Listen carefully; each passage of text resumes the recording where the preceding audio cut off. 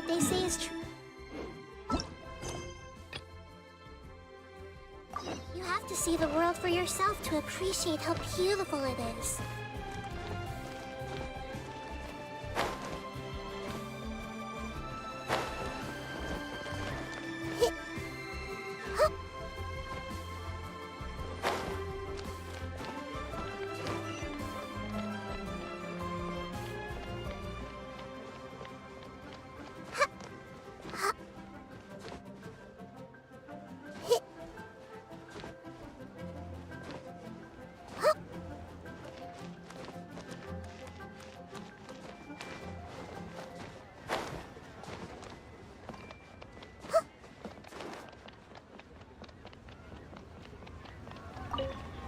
You finally returned. How was your journey to Jueyun Karst? I see. Huh. Moon Carver, Mountain Shaper, Cloud Retainer, Conqueror of Demons. Some of these names have never come up in the intel the Fatui gets hold of. As a returning gift, I too have information for you. Regarding the Archon's passing, the Liuek Qixing's response really has given me food for thought. They've announced that, as the true killer has not yet been found, they are not allowing anyone to pay their respects to the Exuvia. They've even gone so far as to try and cut off information. But with the right of dissension and all, even the Qixing isn't able to keep a lid on things. Exuvia?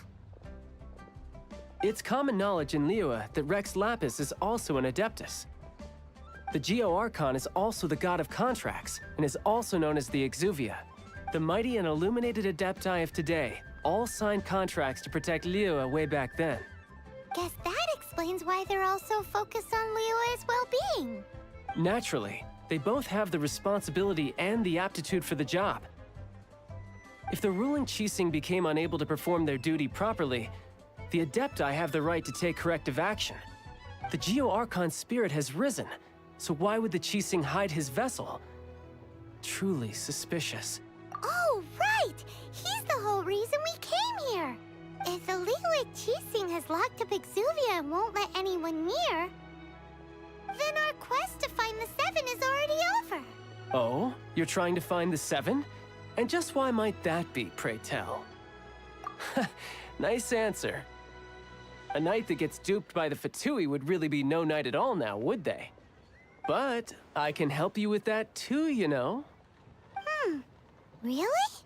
Give me some time. Time to find someone. Someone who can help you break through this stalemate. Huh. Truly fascinating. The harder they try to silence the situation, the greater the chaos that erupts. If you want to be around to see it all come crashing down, best you stay alive until we next meet, yes?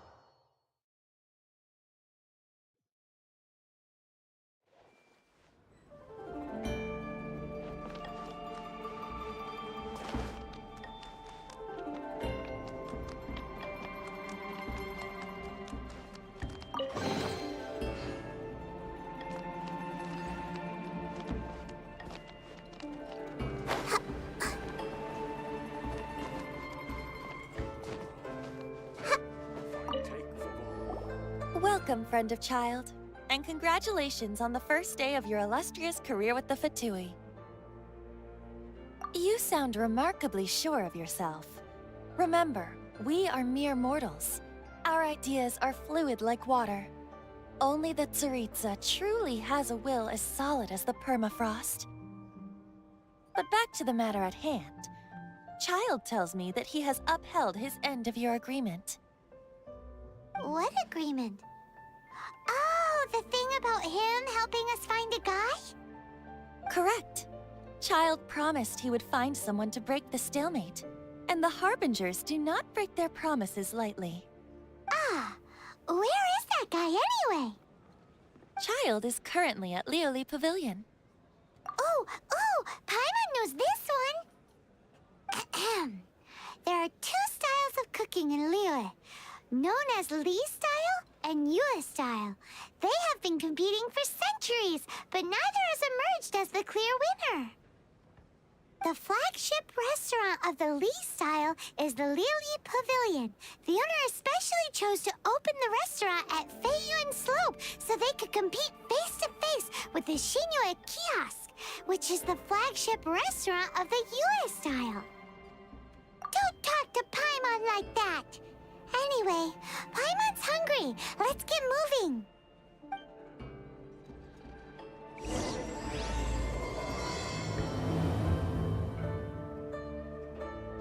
Welcome to the Northland Bank.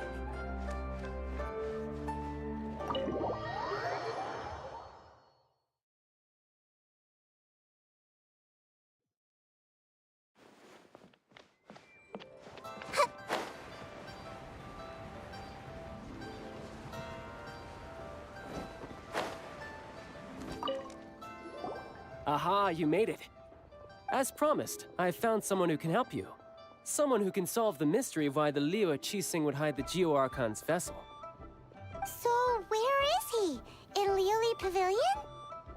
He certainly is. Come, I'll introduce you. I took the liberty of setting up a business dinner, as per the Liyue custom.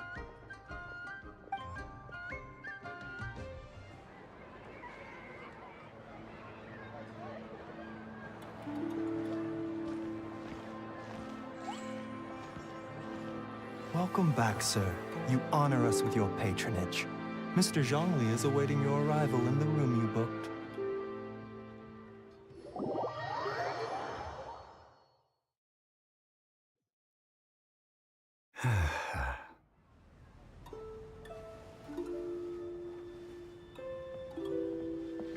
Hi.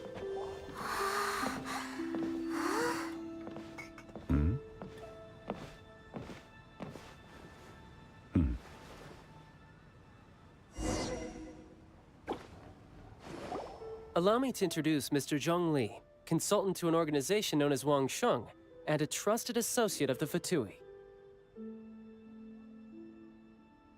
Indeed, Wang Sheng's line of work can be sensitive at times. Let's just say they understand when discretion is needed. And we, the Fatui, have always been glad to do business with friends who walk in the shadows. Walk in the shadows? It is an honor to meet you. I have heard tell of you from Mondstadt. Discretion? Shadows? Is Wangshan some kind of business involving dealing with people? Indeed, it is as you have guessed. The Wangsheng Funeral Parlor organizes burials. We ensure that those who pass on do so in peace. Huh? Did you think he was some sort of hired killer? The Fatui calls many such people friends, but the Wangsheng Funeral Parlor does not dabble in such business. Well, ostensibly. Well, they are still... I shouldn't say too much. In any case, I brought you to meet Mr. Zhong Li because... Because I can bring you to see Rex Lapis's vessel. What? Don't be so surprised. Sure, the Geo-Archon's body has been squirreled away by order of the Tianquan Ningguang. But first, let's hear what Mr. Zhong Li has to say, shall we? Rex Lapis may be the prime of Adepti, but he is ultimately an Adeptus. Many Adepti have left us over the millennia. This is the inexorable trend. The times have changed, You must have felt it too when you were at Jueyun Karst. Archons go by many names. The god of contracts, the god of commerce, the warrior god, Morax, Rex Lapis. Is the idea that he also has the title of Adeptus so strange? As you have seen, the time of the Adepti is ending, and the time of mankind is slowly dawning. In years past, Liyue's tradition was that a huge memorial service be held to mark the passing of every Adeptus. But this time, the Qixing have made no attempt whatsoever to respect this tradition. It is sacrilege. Yeah, the killer hasn't even been caught yet. Deicide or not, the concern of the Wangsheng funeral parlor is this. When the ritual to receive this god is so kingly, it is all the more egregious for his final send-off to go unattended to. Traveler, Child has told me a lot about you. Since you have had dealings with the Animo Archon, could I ask you to help me prepare the Geo Archon's last rites? A wise decision. The Qianquan Ningguang has forbidden anyone from accessing Rex Lapis's vessel, which of course you would need to access if you were to achieve your goal of meeting all of the seven. Precisely. Only by participating in the rite of parting will you be able to see the form of Rex Lapis again. If we are agreed, come with me. We will speak of the details as we walk. All right, my bridge building work here is done. Turned out well, didn't it? You can go if you want to. Don't worry about me. I might just have a few more drinks and get acquainted with these things they call chopsticks in the meantime.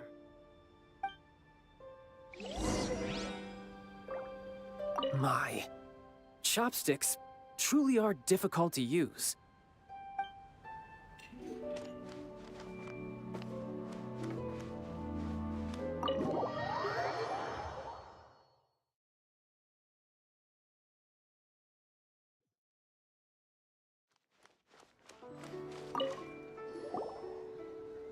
After having experienced the land of the absentee Archon, Traveler, how does it feel to know that our Archon and Adepti are here all around you in Liyue? I see. So you're that sort of person. It's not a bad thing. But I suppose you have yet to experience the substance of Liyue's 3,700 years of divinity. Organizing the rite of parting should prove to be an enlightening part of your travels. Liyue is the most prosperous of the 7 nations, defended by deities and ruled by the Qixing. As such, the diplomatic maneuverings of the Fatui have gained no purchase here. Ningguang of the Qixing has always been on her guard against the Fatui. That is in all likelihood why Child wants to make use of the Wangsheng funeral parlor's connections. Huh. What would Child get out of us doing the rite of parting anyway? I neither know nor do I wish to know. As far as I am concerned, the Fatui are merely financial sponsors. I only wish for Liyue's traditions to endure. These are the advance funds that Child has provided. If you use them up, you can go to him to apply for any subsequent funding. Wow! Well then, let us be off. The first step in our preparations shall be to obtain some prized Noctilucous jade worthy of a deity.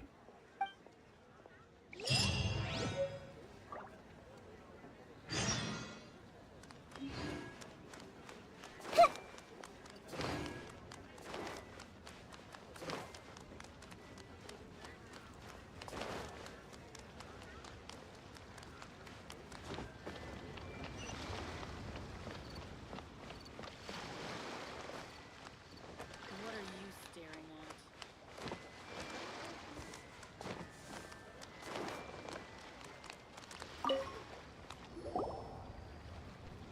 Welcome to the Jade Mystery, my good friends. Would you like to try your luck betting on Jade? This could be your lucky day.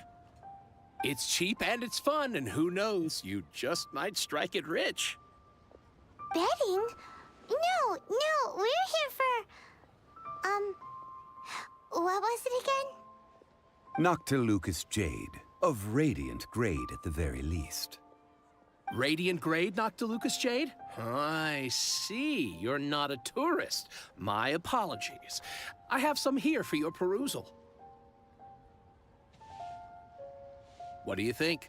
The Jade Mystery is an old name in the jade business. Just look at that wonderful quality. Rex Lapis doesn't often bless us with such finery. Go on, pick whichever one you like. These 3 pieces really do look pretty. Not like the ones you usually dig up. But how do we pick? Should we just grab one and go? Oh? You want me to decide? That is fine as well. If it were me, the answer would be simple. Oh? And that would be...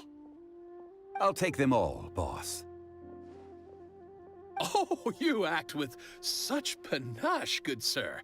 I always knew you were not a man of ordinary caliber.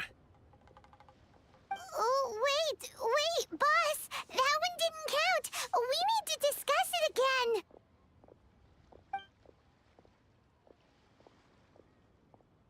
Hey! If we only need one for the ritual, aren't we wasting 3 times the Mora if we buy them all? Oh, Mora. It is as you say. I suppose I overlooked this particular aspect of the transaction. Huh?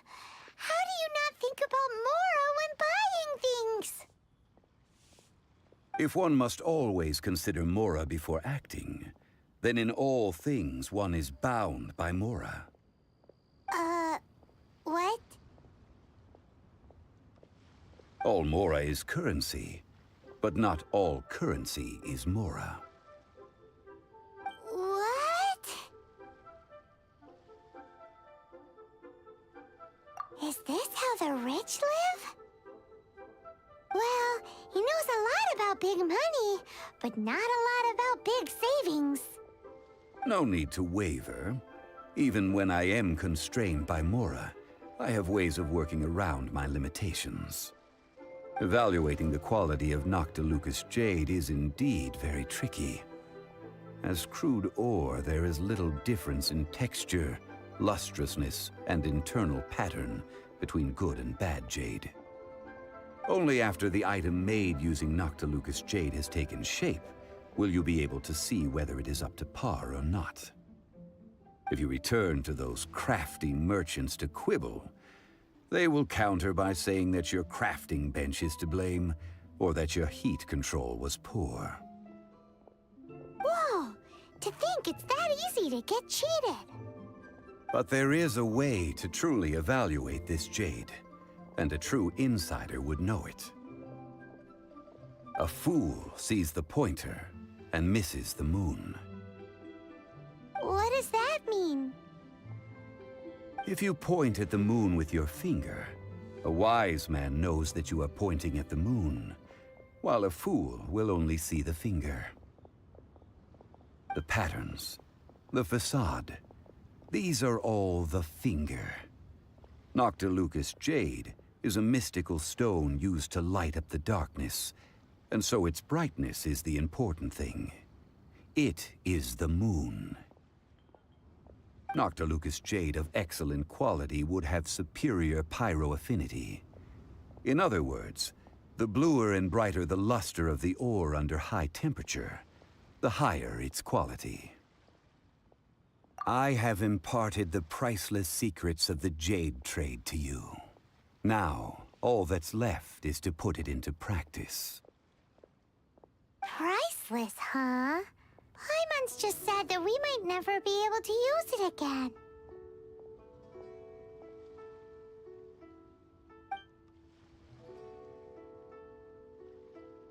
We're back to buy some rocks, boss. But can you let us burn them first? Burn them? You can't do that, my friends. If you were to do so, what would I have to sell? That would... well... fine. As you wish, then. How about this? I can take a small sample of all three. I'll take a bit of a loss. We'll count it as a friendly gesture. Don't worry. I know the rules. As long as we can prove that it is good jade, you will not take a loss. All right, take these as samples. I've carved them off with a knife and tagged them to boot.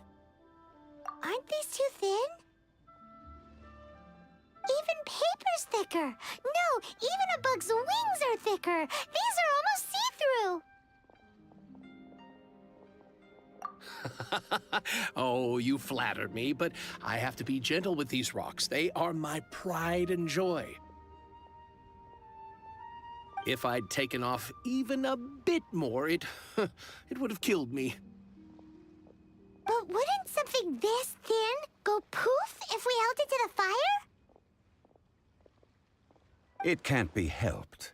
Trying to deprive a merchant of his profits would be like forcing a ravenous wolf to vomit up the food in its stomach. Nonetheless, under the right conditions, these thin slices will serve. What sort of conditions? While we add the high temperatures using pyro, we can use hydro to reinforce it from within. This way, the samples will not disintegrate immediately. Oh! Oh, sir, to think you were this learned. Thank you for your understanding. Strictly speaking, asking for samples when we have not yet agreed to purchase the goods is unfair. Trade in Liyue must be based upon fairness. Well, guess we just need to find a place to try this out. You mean at Wanmin Restaurant? As long as we do it when she's not in. That would not do. It is a place where people come and go. They would be endangered if the elemental reaction were to get out of control. We cannot take such a risk. Oh, Paimon remembers! We once saw this big pot down at the Dada Upa Gorge in the camp of the hilly churls from the Meaty tribe. It's real sturdy and should be able to take the elemental reactions. Now, let's pack those samples up and make a move.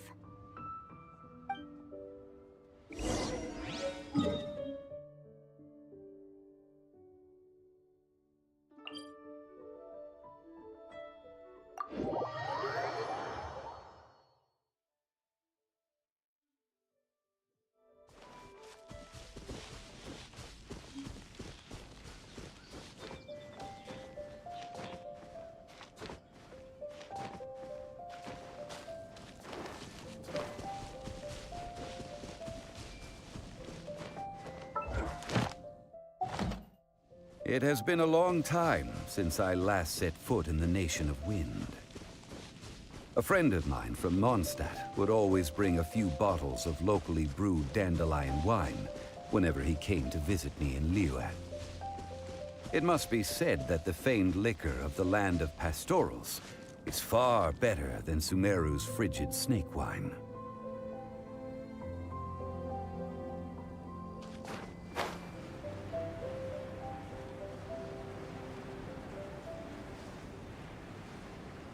That's the pot! It looks like the hilly trolls are still using it. It's a bit impolite, but we gotta cut the line.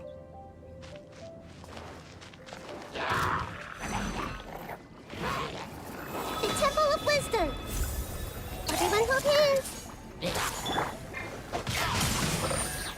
You're in for a little shock. Yeah. You, body and mountain. Rain outlines you.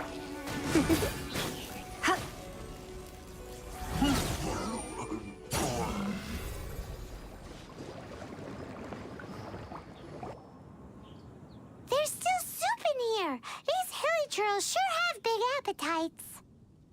This soup looks like it could be used as our hydro-elemental protection. Let's fire it up and begin our experiment. We're ready to go. Paimon will help remember which one of the three is which. Use pyro to keep making the pot hotter until we get the results we need. Mr. Zhongli said that the shinier and bluer the ore gets, the better it is. So, pay close attention.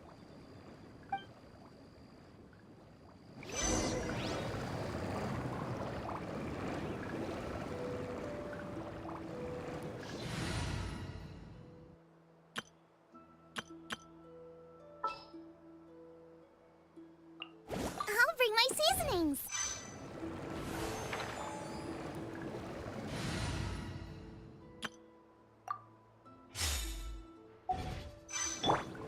Out of the frying pan, into the fire.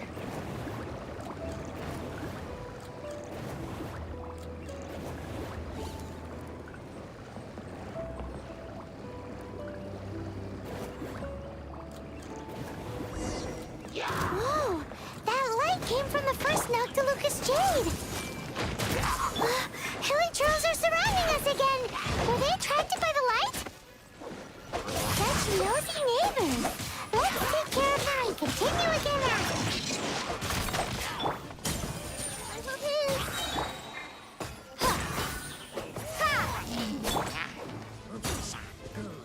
I see everything! Booba, get them!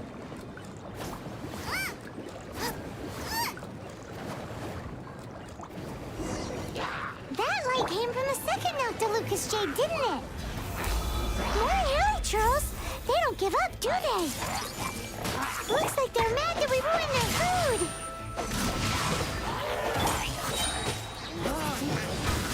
Windblade!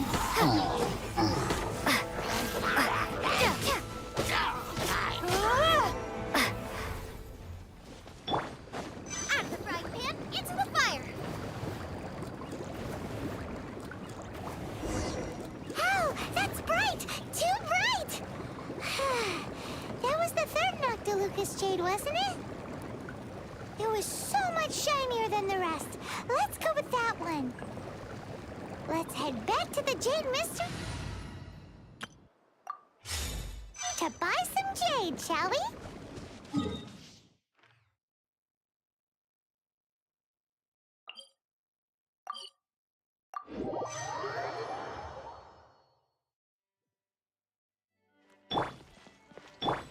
Let the show begin.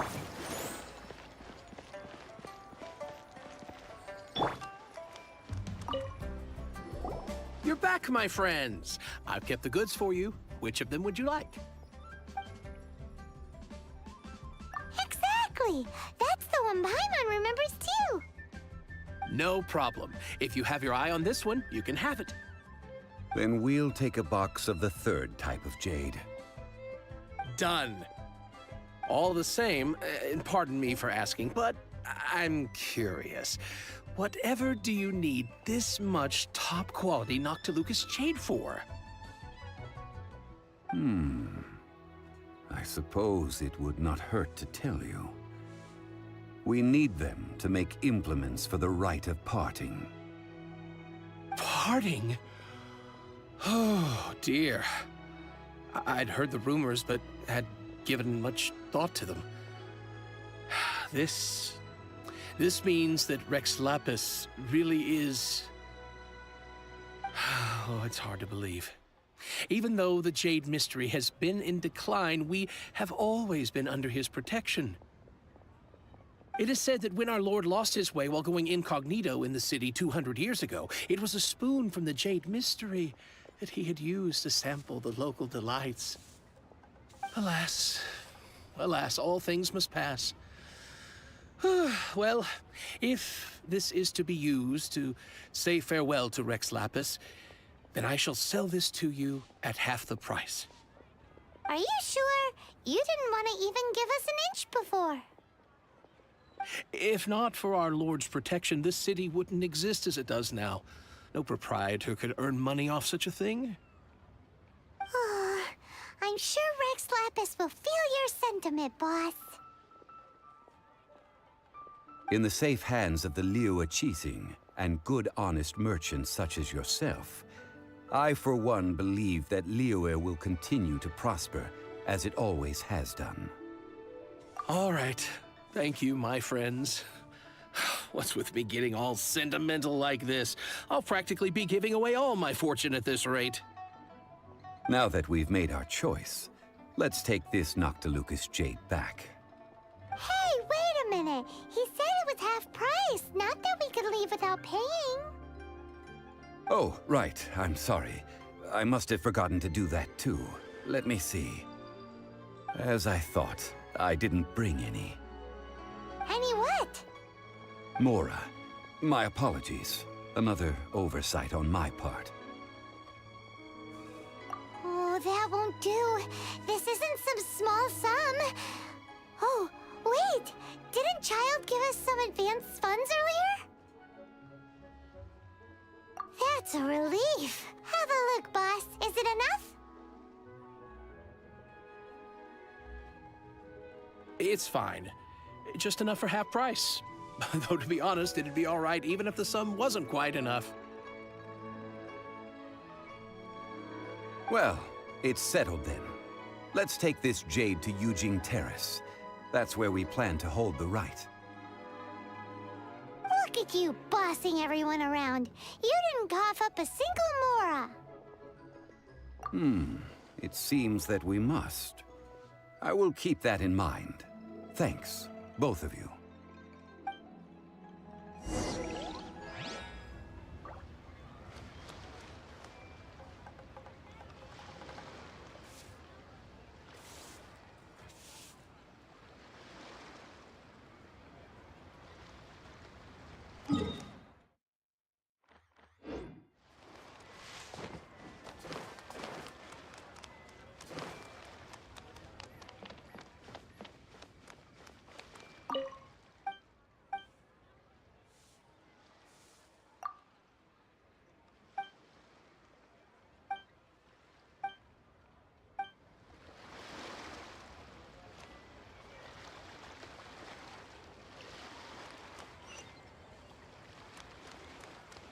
What are you staring at?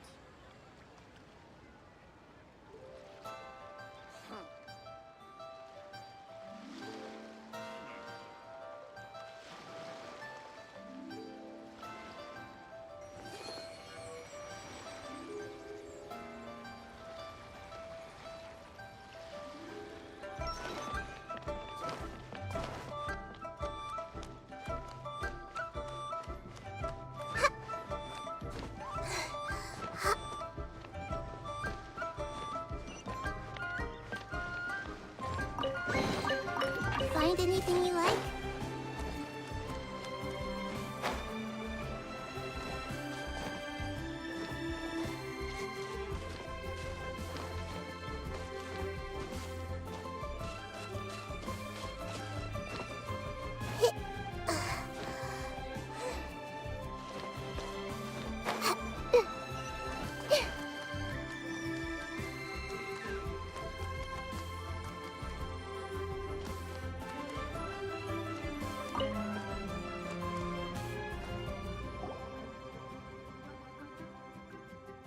We can leave the jade here. I have already called for a jewelsmith to shape them into the implements that we will need. Ah, yes. I have yet to go and see Child. So, as for the jewelsmith's remuneration... Guess we can't do anything else. Also, is this where we're doing the rite of parting? Yes. I have already rented this location, and have begun making preparations for the rite.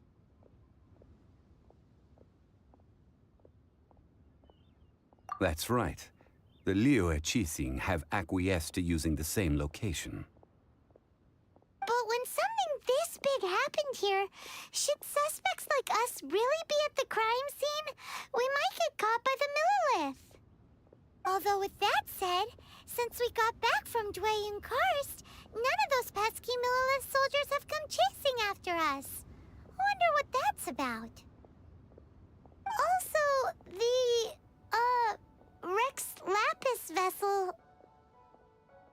Traditionally, we call it the Exuvia. Ah, right! That's what it was called. You seem to know everything, Mr. Zhongli. So, was this Exuvia hidden away by the Qixing? I mean, we haven't even figured out who the murderer is. One must think that they already have someone in mind. Or perhaps they already know. Surely they must have found all the evidence that there is to find here. These things are for the authorities in Yujing Terrace to consider. Trying to help would probably only add to their troubles. Before the rite is conducted, the Exuvia will be kept temporarily in the Golden House. Golden House? The only mint in Liyue, which is to say the only mint in Tevat.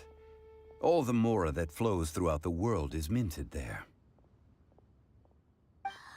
Wow! Oh, no! Paimon wasn't thinking about anything bad. Paimon thinks it suits Morax. But why do you know this, Mr. Zhongli? Since the rite of parting has the approval of the Qixing, it is a semi-official event. As such, there is already some limited information available. Perhaps each has their motives, but this is the capital of commerce. A little exploitation once in a while is not unacceptable. In Liyue, where the god of contracts reigns, only contracts may not be betrayed. I, for one, have no issue with little maneuvers outside their remit. Well then, we should go and prepare the perfumes used in the rite. Perfumes? Where'll we get those? Do we buy— No. Perfumes used to honor the gods must be freshly decocted. The quality of the silk flowers we require is also special. Silk flower petals contain a fibrous material of good quality, often used in brocade making. Its scent, however, is most elegant, and is especially suited for solemn events, like giving offerings to gods and adepti. It's time for Zhongli's lectures on high society again. We shall not speak of the details right now. Follow me. We shall go to the merchants to purchase our ingredients.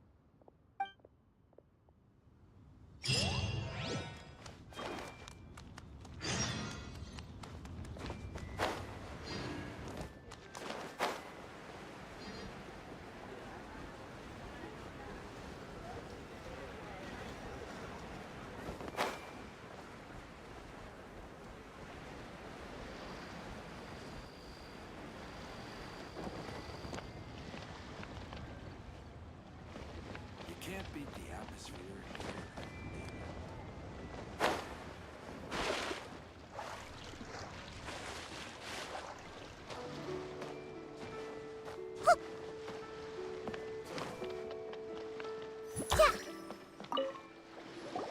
Hey, boss, do you sell silk flowers here? Silk flowers? We certainly do.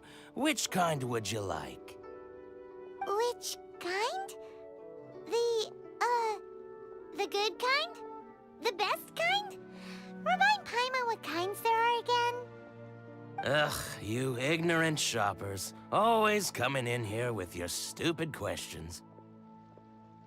Golden House Maiden, Valley Weaver, and Fate's Yearning. One of each to start with, if you don't mind. My goodness, this gentleman is quite the connoisseur. You two must be his servants. Please refrain from any further attempts to contribute. I'm sorry? Ah, yes. We've met before, haven't we? Sorry, traveler. I shouldn't have spoken to you in that tone. Now then, please peruse at your leisure. Do let me know if you have any further thoughts. Silk flowers exhibit different properties based on how their environmental conditions differ from their ancestral habitat. Nevertheless, these are fine specimens. excellently preserved. Just look at the abundant foliage here, and these stamens, glamorous as a maiden of the Golden House. This strain is an evergreen, and mostly grows under complex hydrological conditions. By contrast, this variety thrives in any dark, damp location, often in large clusters. Morphologically, it is distinguished by the profusion of petals and densely packed stamens, though its powerful scent gives it away just as easily. Lastly, this strain is quite the recluse. Unlike its exuberant cousins, flowers and foliage are minimal, and when in season, it has a subtle yet enduring scent. It was first discovered by the ancients when they scaled the mountains in search of the Adepti. Silk flowers have all but disappeared from the wild today due to geographical changes over Liyue's history. Most are not grown by horticulturalists. Wow! A true connoisseur. Most of that was news even to me. I possess but a smattering of trivial knowledge. My traveler friend is the one to watch. They are on track to set foot in every corner of the world. Oh, Mr. Zhongli, you're way too humble. So, which silk flower did you want anyway? I'll take them all, boss. Again? How can I put this? When purchasing opera tickets, it is natural to decide based on which singer has the most melodious voice. The same logic applies when purchasing a pet bird. But this silk flower purchase is not an analogous case. The same logic does not apply. Perhaps you don't know. Tradition states that we should decoct perfume from different subspecies of silk flower when making an offering to a statue of the Seven. Rex Lapis will then make his own choice between the scents. Like several other tedious and complicated traditions, this one has become simplified over time. But this is the only rite of parting to take place for one of the Seven in 3,700 years. As such, I do think we should honor tradition down to the last detail in this case. Now that's settled, a question. Do you have any mora on you? You forgot to bring money again? Zhongli.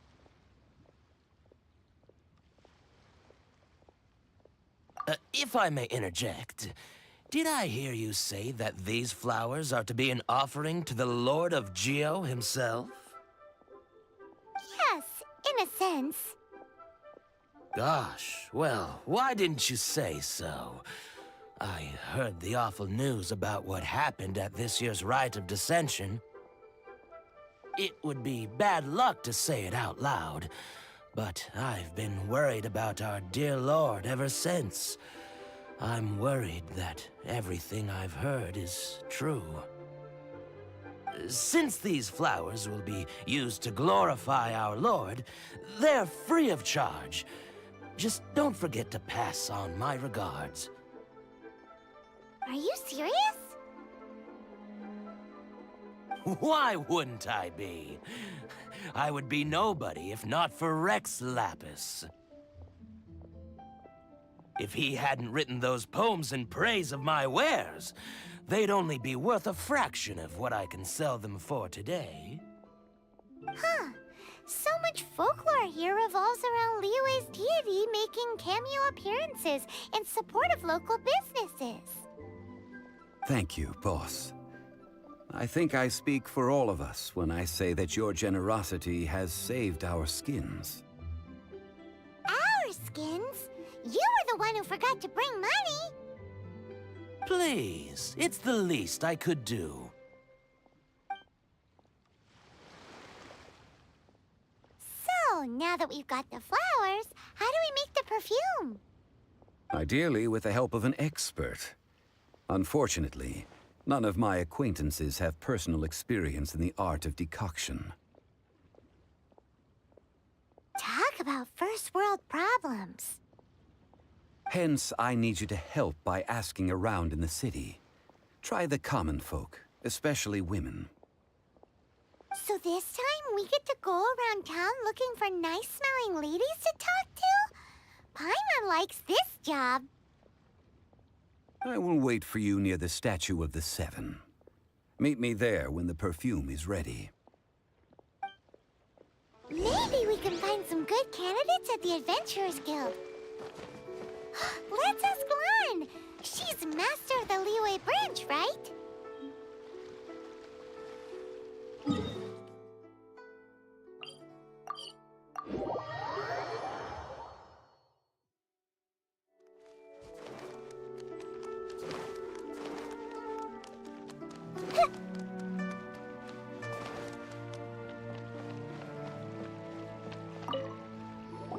Lan, we need to ask you for a favor.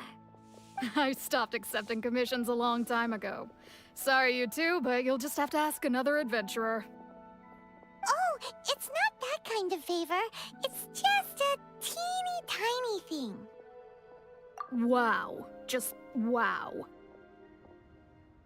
I'm just going to assume that you're either joking or being sarcastic. To be fair, I put a lot of effort into my appearance for someone who spends all their time in the great outdoors. But I smell great? Don't be ridiculous. Well, Paimon thinks you smell amazing. So come on, Lan. What's your secret if not perfume? Now that you mention it, yes, there is something. What is that scent? Oh, it must be from the Qingxin flowers I picked on the way back. I forgot I still had them with me. Aha! The truth is out. Lan's got a soft spot for wildflowers. No, they were for medicinal use only. Anyway, this is a pointless conversation. If you want to know about perfume, try talking to Qimei. The fortune teller, right? Paimon remembers she smells pretty good. Thanks, Lan. See you around.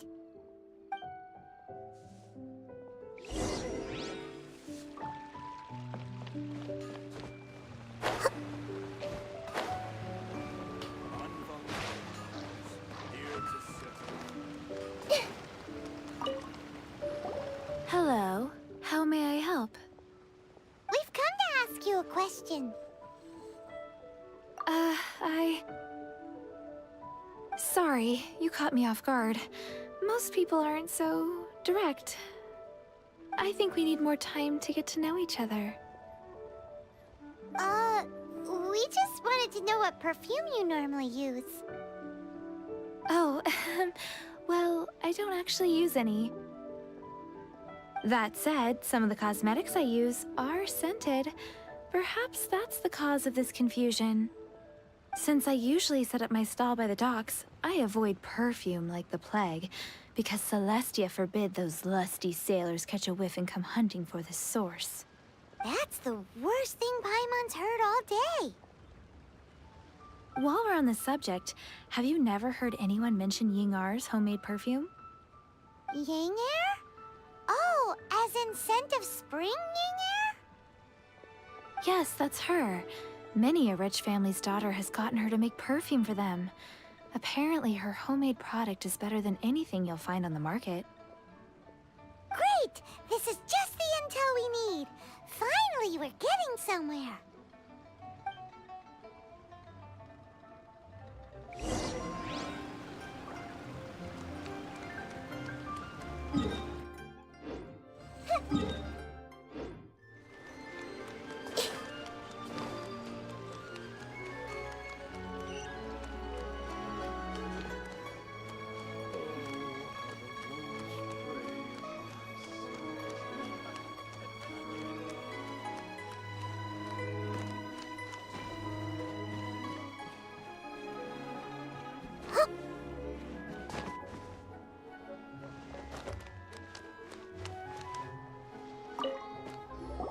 Well, hello. You found me at last. I've been waiting for you. What? How did you know we were coming? Oh, I heard a rumor about a couple who were snooping around town looking for a sweet-smelling lady. Actually, I was starting to worry you wouldn't find me. This is the ultimate test of my appeal, after all. Snooping around? Why are you making it out like we're bad people? What can I say? People love to talk. Maybe you ought to be more discreet in the future if you don't want word to get around. Relax. I know why you're here. You want to get your hand on my homemade perfume, don't you? What kind would you like? 3 in one go. My goodness. You have extreme tastes for someone your age. Maybe the rumors I heard were true after all. You're on the prowl and need some sweet-smelling ammunition? Is that it? Is that the best you could come up with? Even if you were genuinely offering perfume to a deity, that doesn't explain why you'd need 3 kinds. Sorry, your story just doesn't hold water. Zhongli was right. People don't remember this tradition anymore. As one of my favorite poems goes, "O cherry tree, begrudge not thy blossoms as they are deflowered in the spring, for come winter, even thy sturdiest wood shall wither." That went over Paimon's head a little. In short, I'm happy to help. Traveler, you can be my assistant, but you'd better make sure I'm the only person on your mind while you're hanging around with me. So, where is a good place for making sweet, sweet perfume? You mean Wanmin Restaurant? Good choice. Let's go.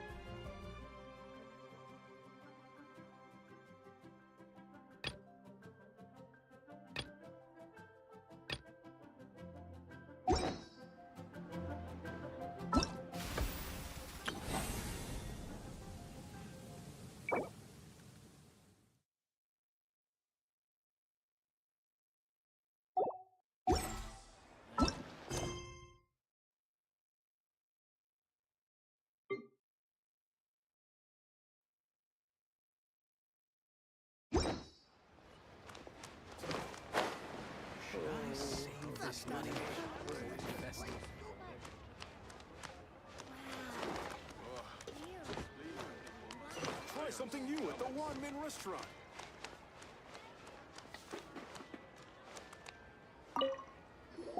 I've had a word with Chef Mao. We can start work now. Are you ready to please me? What did you say? I meant make me proud, as my assistant, obviously. While I'm setting up, you can go and fetch some water.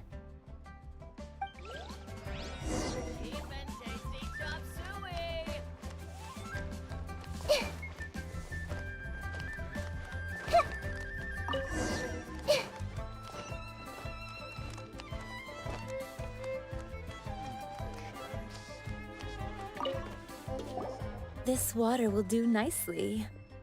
Now, I need you to extract the silk flower essence using a crafting bench. Perfume making uses an altogether different technique from alchemy. Here, let me teach you. Very carefully, take hold of the mortar and pestle. Gently does it. You need to keep your wrist firm so your hand doesn't slip. Now use your strong hand to stir it with a persistent rhythm. Keep going until the juices start to come out. Ooh, you're a natural, like a fish to water. Now take these and try it out on your own using a nearby crafting bench. Don't forget to do all three. They look visually identical during the essence extraction process, but I will put them into separate containers when the perfume is ready.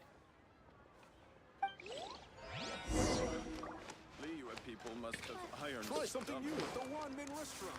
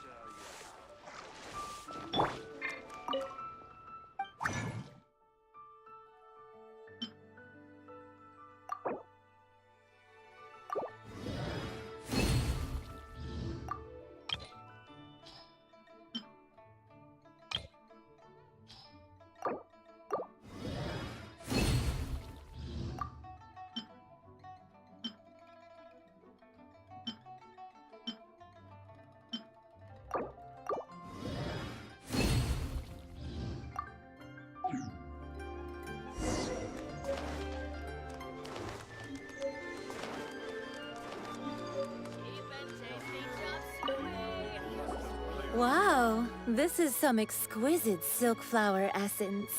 On to the next stage, the most important one of all. The essence is placed into water and simmered over a low heat until most of the water has boiled off. You must take care to control the heat during this process. If the temperature goes too high, it will affect the scent. So please focus on controlling the heat. This is the final step. Don't waste a drop of that essence now. We want all of it in there.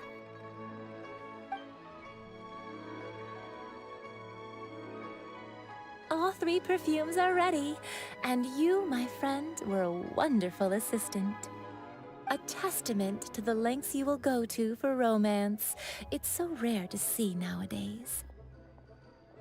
Wow, you actually remembered my throwaway comment. You know, you're cuter than people give you credit for. If I didn't have my guard up, I can see how easily one could be taken in. Anyway, shall I give you a brief overview of each scent? It might just help you match the right scent to the right occasion. Paimon wants to hear this. This first one is sweet as candy, straight out of a fairy tale. Younger women will love it. The second one is for those with more refined tastes, the first choice for daughters of high society. Finally, the third one has a soft but lingering scent, like a mist that captures the last light of dusk. Mature women adore this one. All clear? Don't get them mixed up now. You'll ruin the mood. Good. Be sure to come visit if you ever need help with anything, okay? I'll leave you with some parting words. One who tries to sail 3 boats simultaneously should be careful not to go overboard. Come and hang out with me at Scent of Spring sometime, okay? Let's take these 3 perfumes over to the Statue of the Seven. Mr. Zhongli's probably been waiting a while. That's just plain stupid.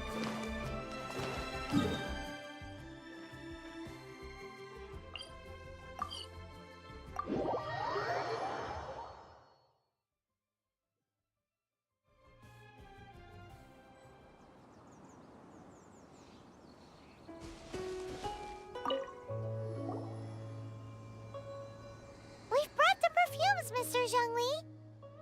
Did we take too long? You were just staring up at the statue. Oh, you're back. Don't worry, I haven't waited long. Compared to the watch that Rex Lapis's statues have kept over Liyue, this was but a brief moment.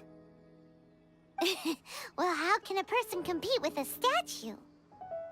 That is true. Well, have you brought the perfumes? 3 sets, and not 1 less. Thank you both. Let us offer them up. This is the first kind of perfume. Miss Yinger said that it's sweet as a dream, and it's liked by younger ladies. This is the second kind. It's got an elegant smell, and the daughters of high society love it. The third kind has a gentle but lingering fragrance. Something like the dusk mist. And it's a favorite of mature ladies. Oh, what was that? That's the one older ladies like, right? Does that mean that Rex Lapis is actually an older lady? Perhaps. Perhaps. Rex Lapis has taken on countless forms. Perhaps that really was one of them. What a shame. We only got to see the giant dragon form, and... Let's hope the Qixing can catch the real killer. We can leave that to the authorities. Let us focus on the fond farewell for Rex Lapis. So, we finished another step in our preparations. What's next? Next, I would like the two of you to help me borrow the cleansing bell. Cleansing bell? At present, a friend of mine named Madame Ping is the guardian of the cleansing bell. She lives near Yujing Terrace. If you ask her, she will know what to do. Sure, but aren't you going to come with us? Ah, I have certain reasons why I cannot be there in person. Please, do this for me. Man, why's he gotta be so secretive this time?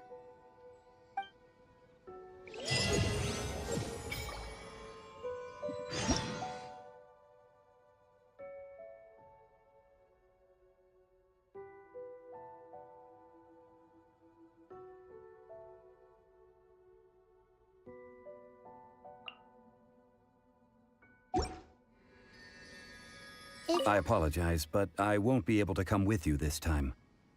Once you've acquired the cleansing bell, meet me at Yujing Terrace.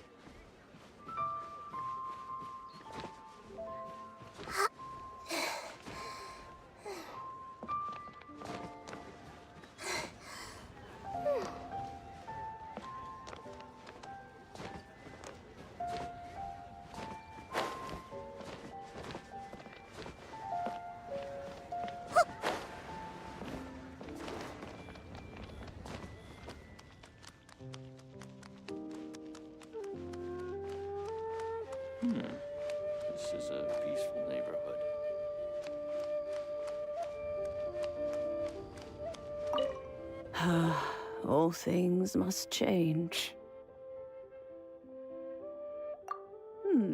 Youngster, are you here to admire the flowers? But it's a shame. These glazed lilies have almost all wilted. What happened to them?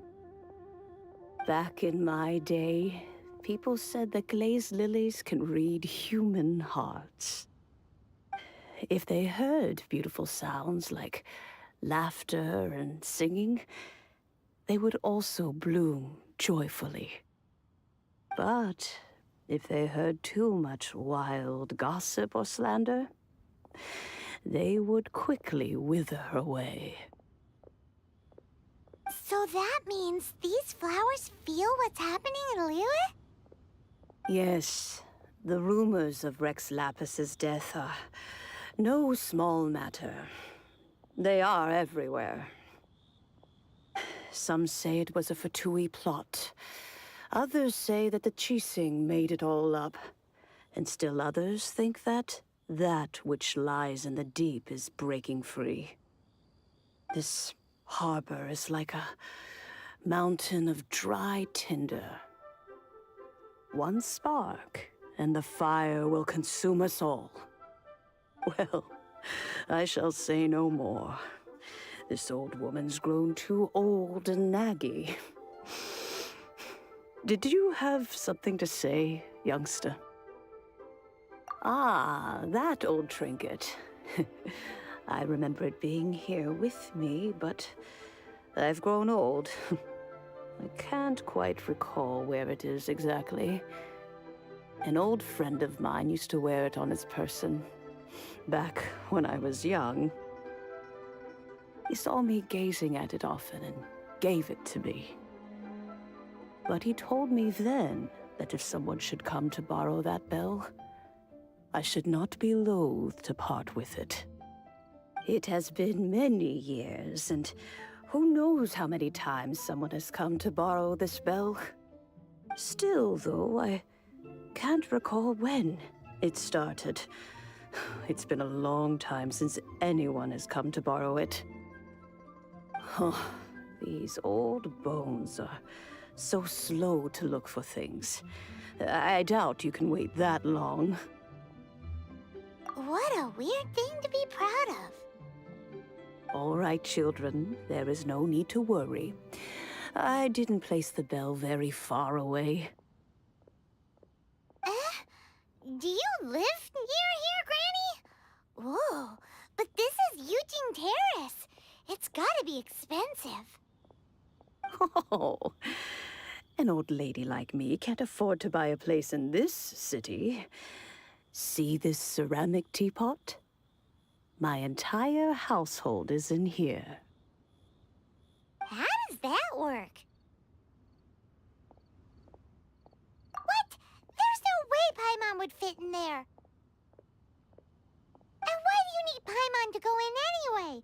Can't you just lift the lid and look inside? Oh, youngsters. I simply mean that the bell is somewhere inside this teapot, and you are quite welcome to borrow it. If you can find it.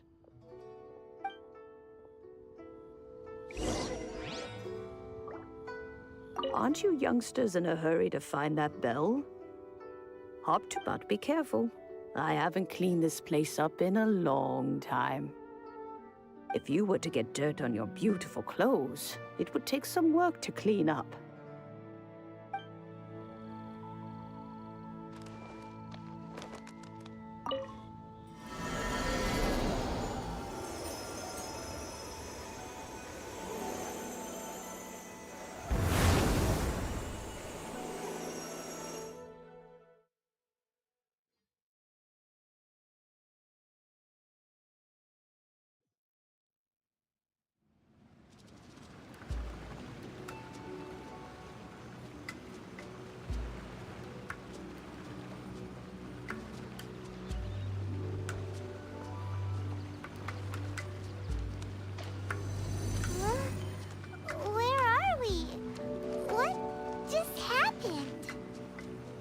Youngsters, this is where this old woman keeps all her things. Quickly now, go fetch that bell. Whoa! That sounds like Granny's voice. So, this is her teapot? What's going on? Oh dear, so many cobwebs. It seems I really haven't cleaned it in a long while. Sorry to trouble you, children. Please help an old lady clean up.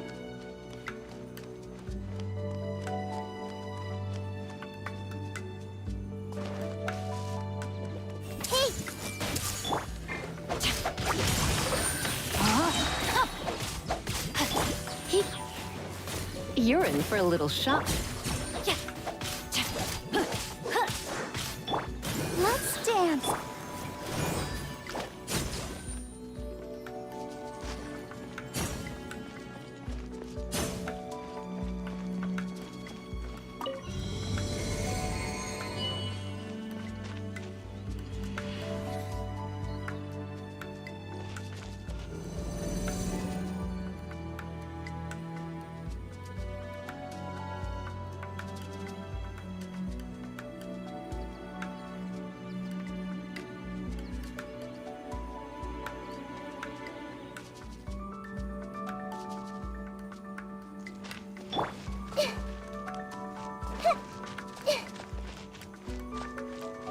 Did you notice? The cobwebs were made of elemental energy. How long has it been since Granny last left this place?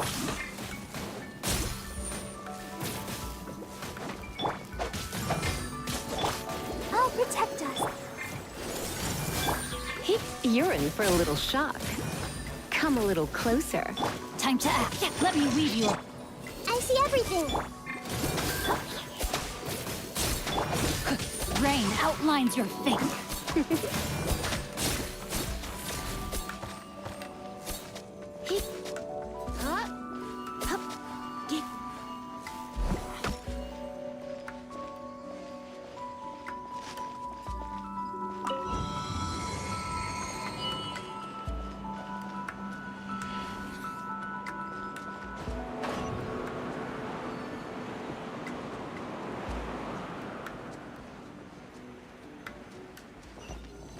You know, with such a special teapot and the cleansing bell, do you think this old granny could also be an adeptus?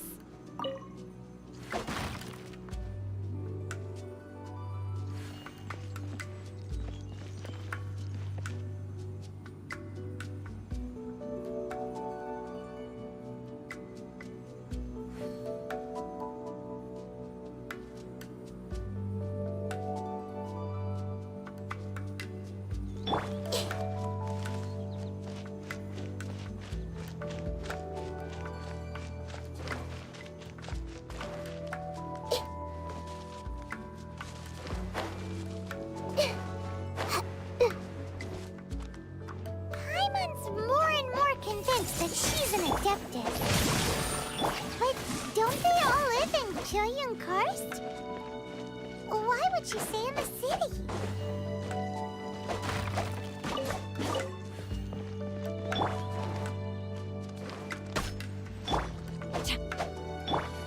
Come a little closer.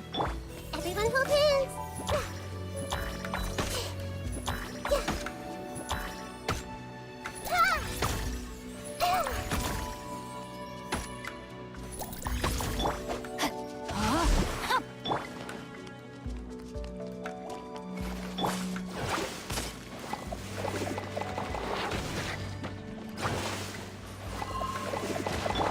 I see everything.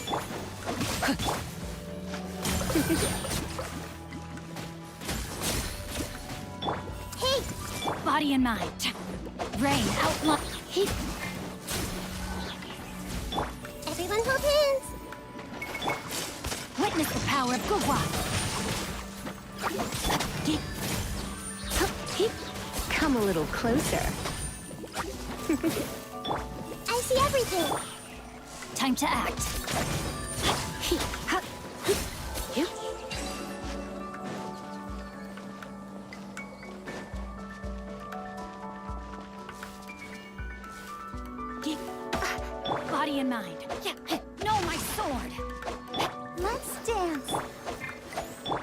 You're in for a little shock.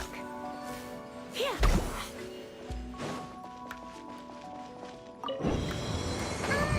How many levels does this teapot have? It would be nice if we had one of these too. Or at least we wouldn't have to camp outside.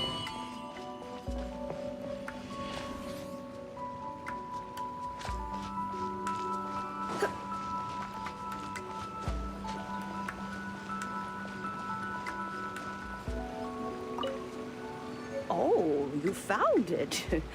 Youngsters are so quick on their feet. Oh, now, let me see.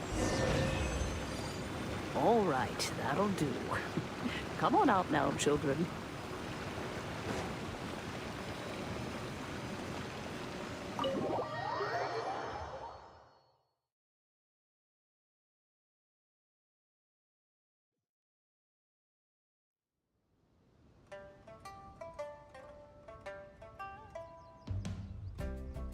Oh, in and out in no time. You youngsters really are quick. The Chising. Those children stopped letting my friends and I into their council long ago. Still, they've done well recently. We old folks are content to be idle. Paimon kinda knows what you mean, but is also kinda confused. Are you really giving us the bell just like that, Granny? Don't you think it's weird? Something's just happened to Rex Lapis and then we come running up asking for it? Oh, don't be silly. Liyue Harbor has been through a great deal in its history. In that time, it has seen the departure of countless Adepti. But no matter what, we have always performed the rite of parting first before any other matters. To cry, "Catch the murderer," at the top of one's lungs, but ignore the rite of parting. That, to me, is what is wrong-headed.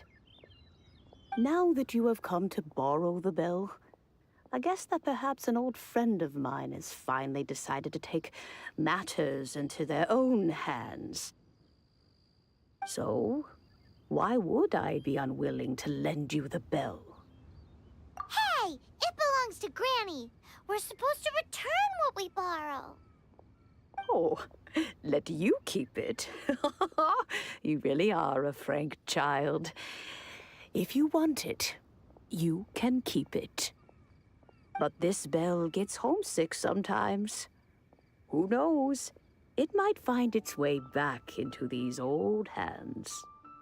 Well, you must have things to do. Since you have the bell, you should return. Oh, and do tell the person who sent you that if they have time, they can come over for tea. I don't have much to offer, but you can always count on an old lady for a pot of tea. We will! Thanks, Granny!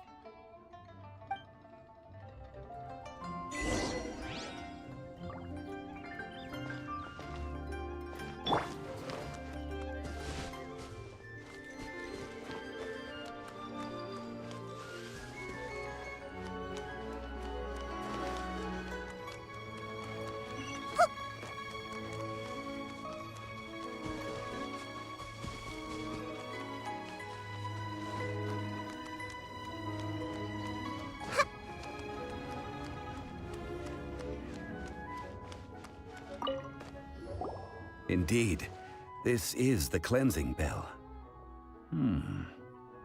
It's in good condition. Let's place the perfume we've prepared inside.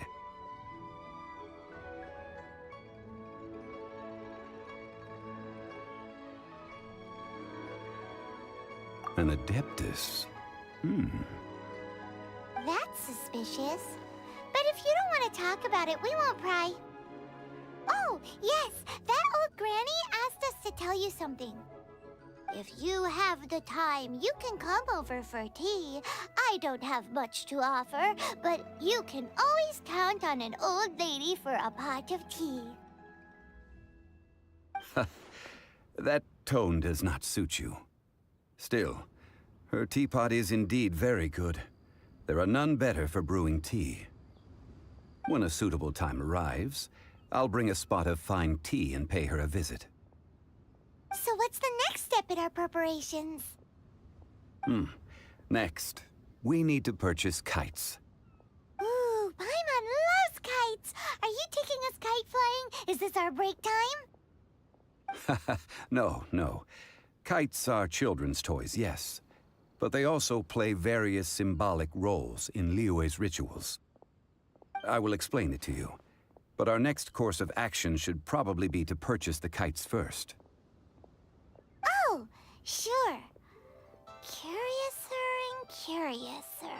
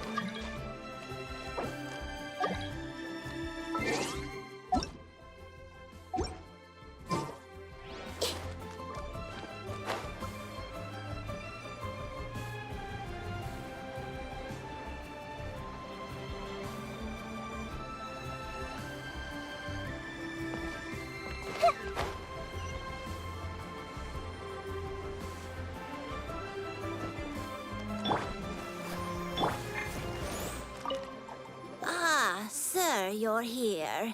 The 7 kites you asked for have been made to order. Would you like to take them now? Yes, thank you. It's rare to see customers who want to buy this type of kite nowadays. In the early days, we used to get orders from people of all walks of life.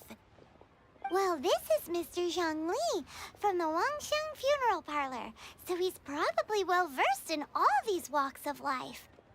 We've talked about a whole bunch of things while traveling with him.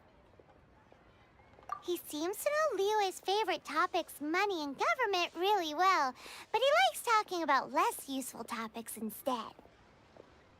Well, that's because I prefer to share fun things with you. Children's toys are very fun things, that's for sure. I enjoy watching the children at play as much as anyone else, but there is more to it than that. Finely crafted toys are well loved by children, but this craft itself has been honed over thousands of years, and there is meaning behind that. I have made kites in Liyue for 40 years, and I am intimately familiar with the forms passed down from my ancestors. The meaning of these 7 kites is far from banal. Indeed. These are decorations used in the rite of parting. The 7 kites represent the 7. I took the liberty of coloring outside the lines when doing the insignia of the Animo Archon. As for the kite that honors the Geo Archon, one must follow the contract given right down to the last letter. These patterns are ancient, and you can also find them in the Golden House. Ah, Paimon's heard that name before. Huh? The design of this kite displays a firm grasp on the cyclicality and eternity so dear to the Electro Archon. These markings of tree and leaf pay due honor to wisdom and the passage of time. All this on a single kite. Truly astonishing. Justice flows across the surface of the waters. War rages like a flame. As does that which the Cryo Archon once... Yes. These details are masterfully done. The compliments of a learned man truly are pleasant. Well then, Granny Shan. I shall take these back with me. As for the payment... Well, allow me.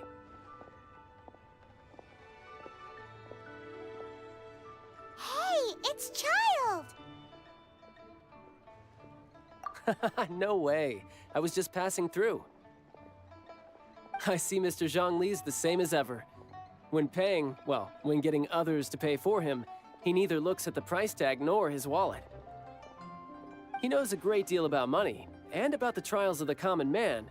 He just doesn't consider poverty to be something that could ever happen to him.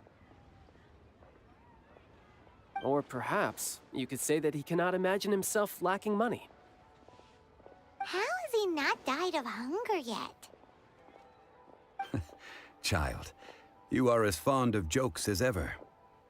Well then, since we've purchased our kites without incident, there's no need to take a break before moving to the next step in our preparations. The rite of parting requires helping hands as well as materials.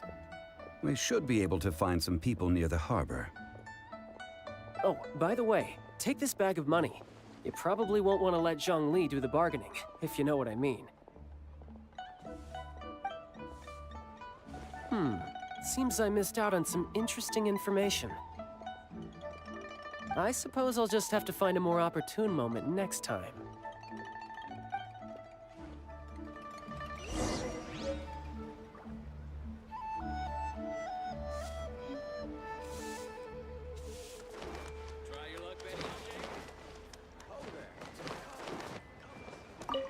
Hiring help?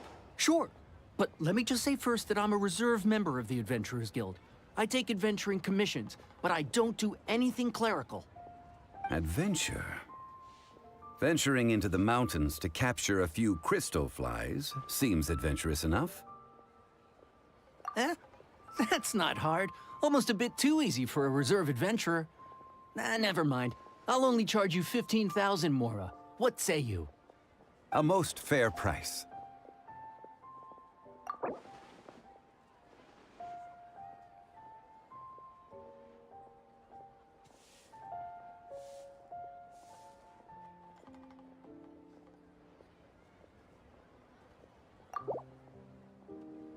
Let's see. No.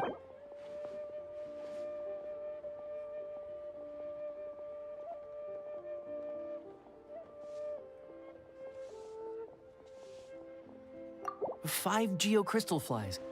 Yes, I do think it's worth about this much. I'll do it.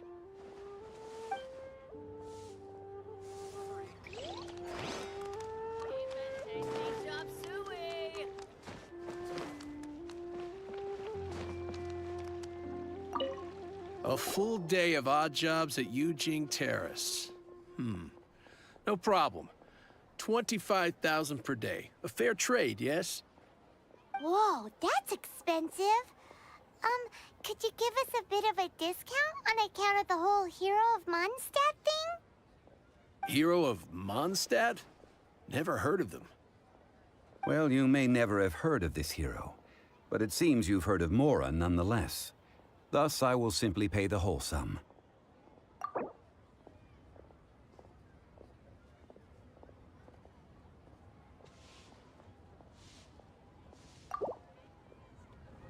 This is...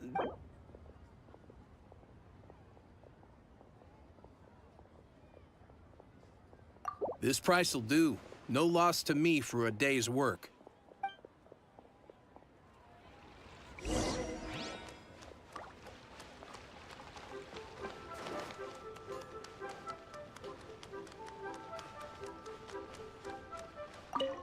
Oh, help? Sure. I, Tick, always put in 100% effort into everything I do. Of course, there'll be a premium if you want me to give 110%. So what's the job? Let me see. We are still missing some wooden implements over at Yujing Terrace. They aren't uncommon objects, so I didn't make any special preparations for them. No problem. That'll be 20,000 Mora for a single trip. How does that sound? Done. This is all you got? Then no can do. Child? No. He's putting up the money? Oh, still no. Wouldn't that mean I have to make 2 trips rather than 1? How about this? Let's make a trade. I'll take what you're offering right now, and get me a single Chinkson flower, and I'll consider that payment for a detour to find this child fellow. How does that sound? Guess we've got no choice.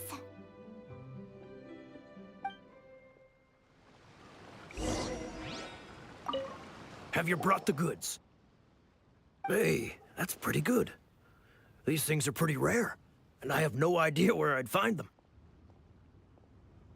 With this Chinkson flower, I should be able to pacify my daughter tonight. I'll make sure the work is done before I return home.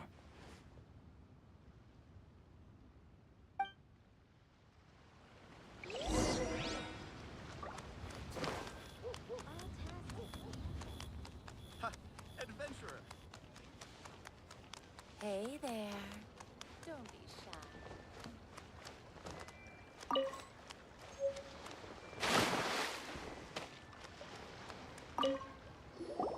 All finished then? Splendid.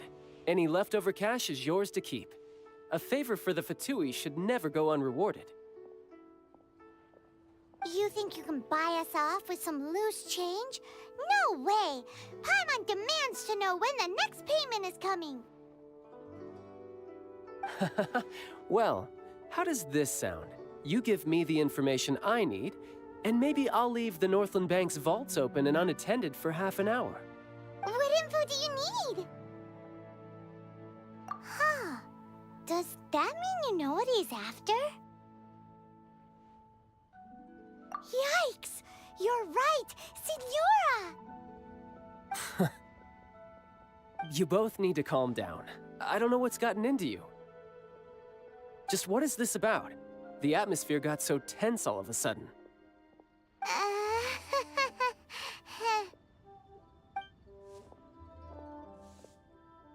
Next, we need some everlasting incense.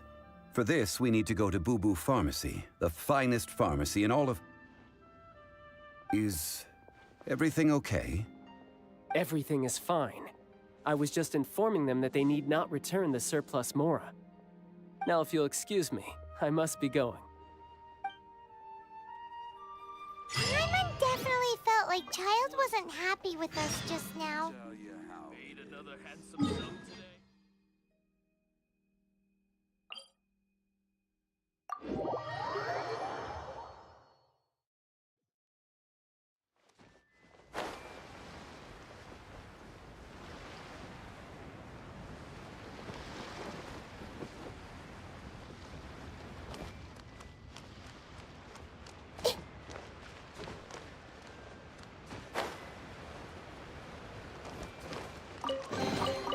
Curiosity deserves a reward.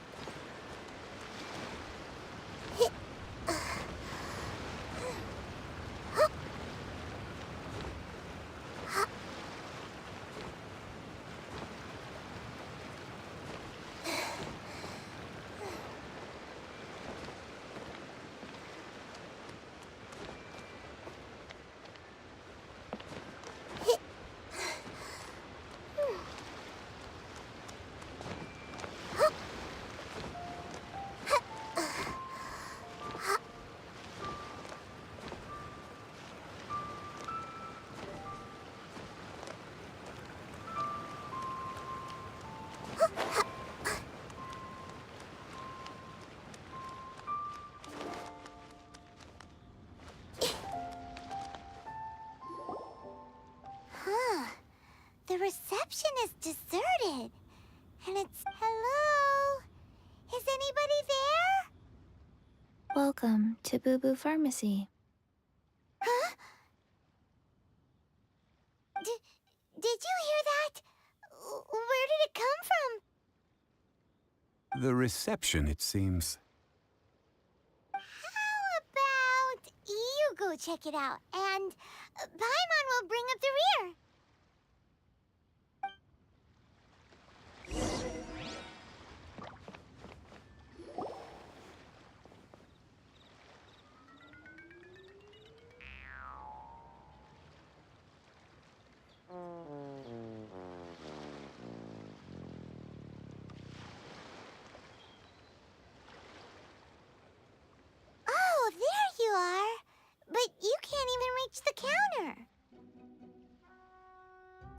on you, Paimon floats, so height is no restriction. Anyway, there's something weird about this one over here. What's the talisman doing on her forehead? It can't be. She's a zombie! Welcome to Boo Boo Pharmacy. I am Chi-Chi. Once upon a time, Chi-Chi died. Then, Chi-Chi was saved by the Adepti. Now, Chi-Chi is a zombie. Something like this would be unimaginable in Mondstadt.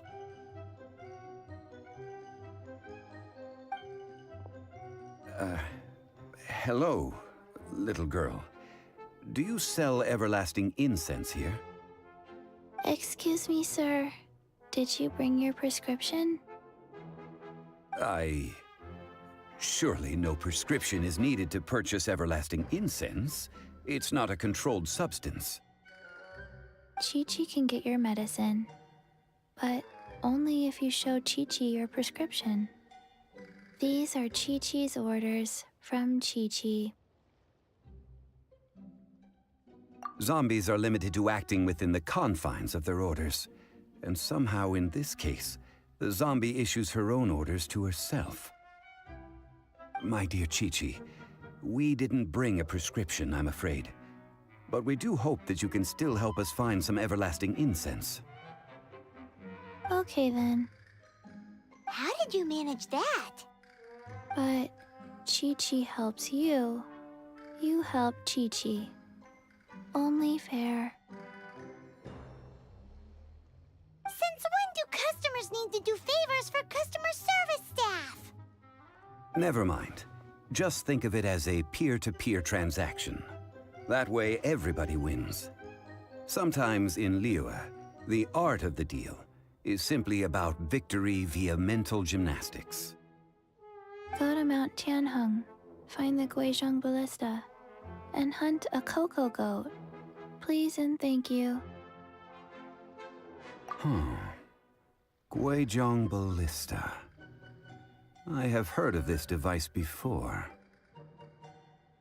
It's a kind of crossbow turret, installed on Mount Qinheng by an adeptus in the distant past, an early mechanical device. Located in Qinheng Pass, it was designed to automatically fire at large monsters, protecting Liyue from external threats. Mr. Zhang Li really knows Liyue inside out. Apparently not quite. This is the first I have ever heard of the cocoa goat.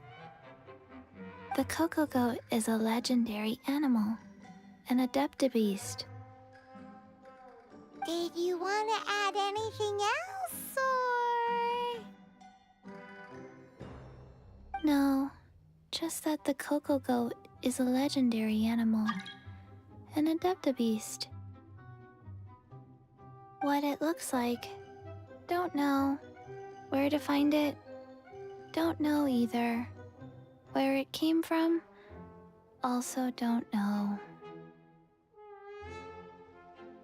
Very well then.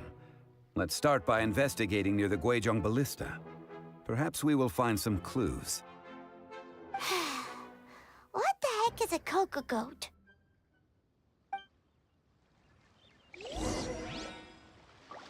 Cocoa goat. Go find it.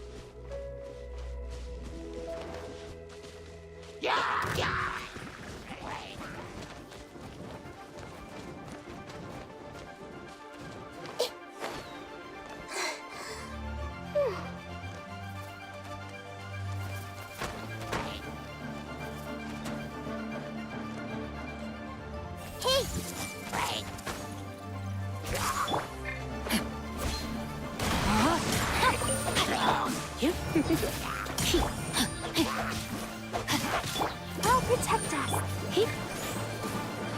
I see everything. I hope we find long-lost ancient literature.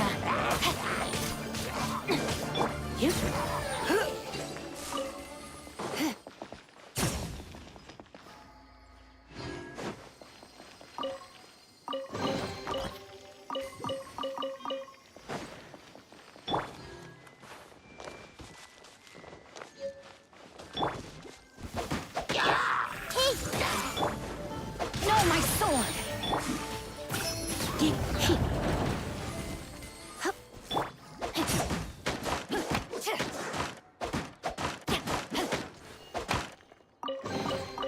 Excellent.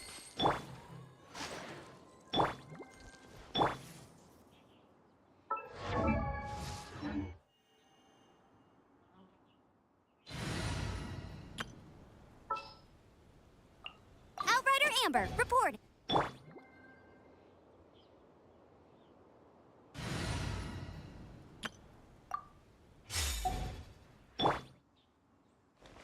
Hey!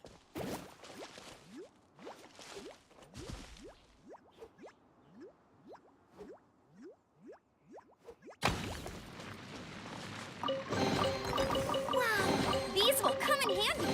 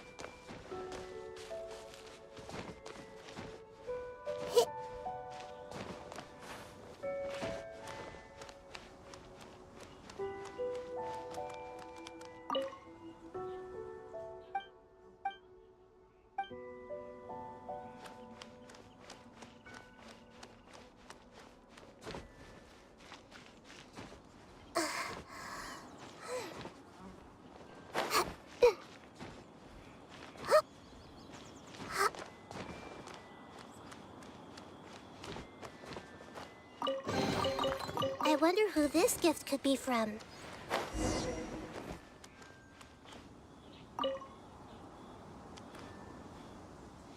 It's huge! Paimon can totally believe it took an Adeptus to build this. But how do you operate this thing? Just think how much strength you would need. It is currently inoperable in any case. This device is broken. Aw, what? It broke? After millennia of wear and tear, even Adepti contraptions are difficult to maintain. So what are we gonna do? Quick, Mr. Zhongli, use your unlimited high society knowledge powers! You almost make it sound like I'm some sort of bourgeois parasite whose only utility lies in providing quaint pieces of trivia on demand. That said, let me think for a moment. Ah, yes. Spare parts were made for the Guizhong ballista when it was first built, in case it was damaged in battle. As I recall, there is a military supply post from that period somewhere inside the pass. If we can retrieve the spare parts from where they are stored, we may be able to repair the Guizhong ballista. So, what you're saying is that you actually understand the working principles? I have a smattering of knowledge on the topic. With the parts in hand, I could at least tinker with it.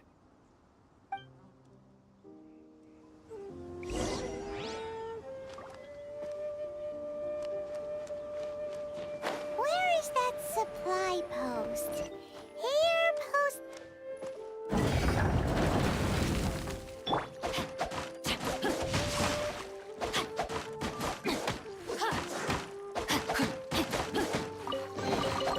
I hope we find long-lost ancient literature.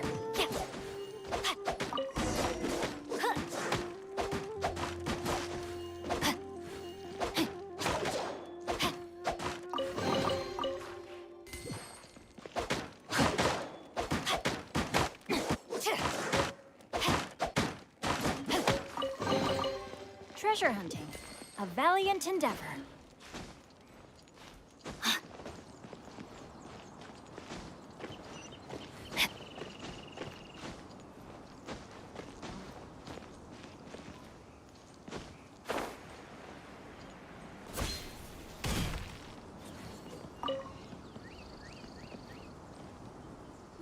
Ah, these parts look useful. One moment. I will try to repair the device.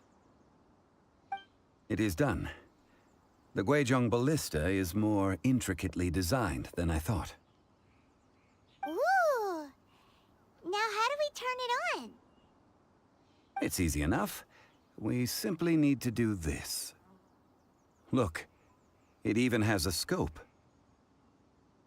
Over here we have nothing.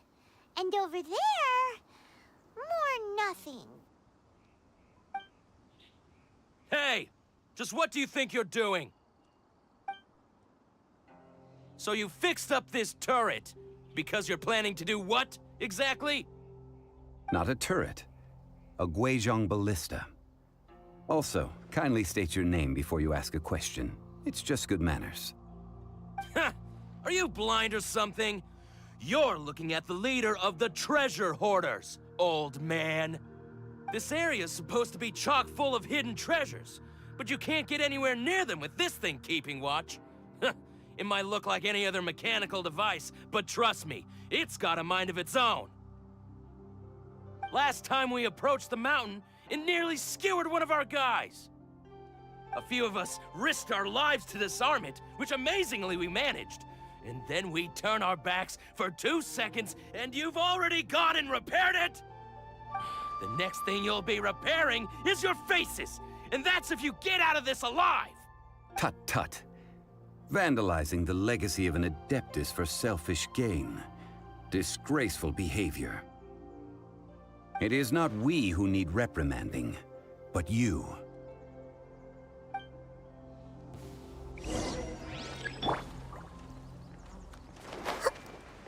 There's no end to this. Sharing my knowledge. Rain outlines your fate. Rain cutter. Get up. I messed up, jab and cross. Surrendering me. Everyone hold hands.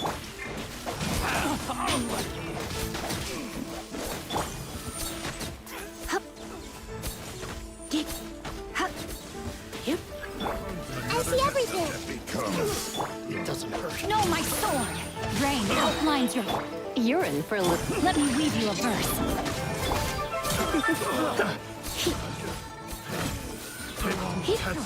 Come a little closer. Everyone hold hands. Make yourselves at home. Try not to enjoy... Hip, hip.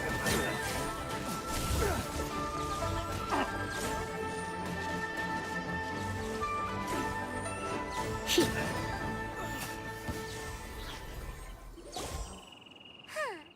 These lowlifes didn't know who they were messing with. Troubling ourselves over this rabble is not worth the time. We should focus on our contract with Chi-Chi. Oh yeah, that!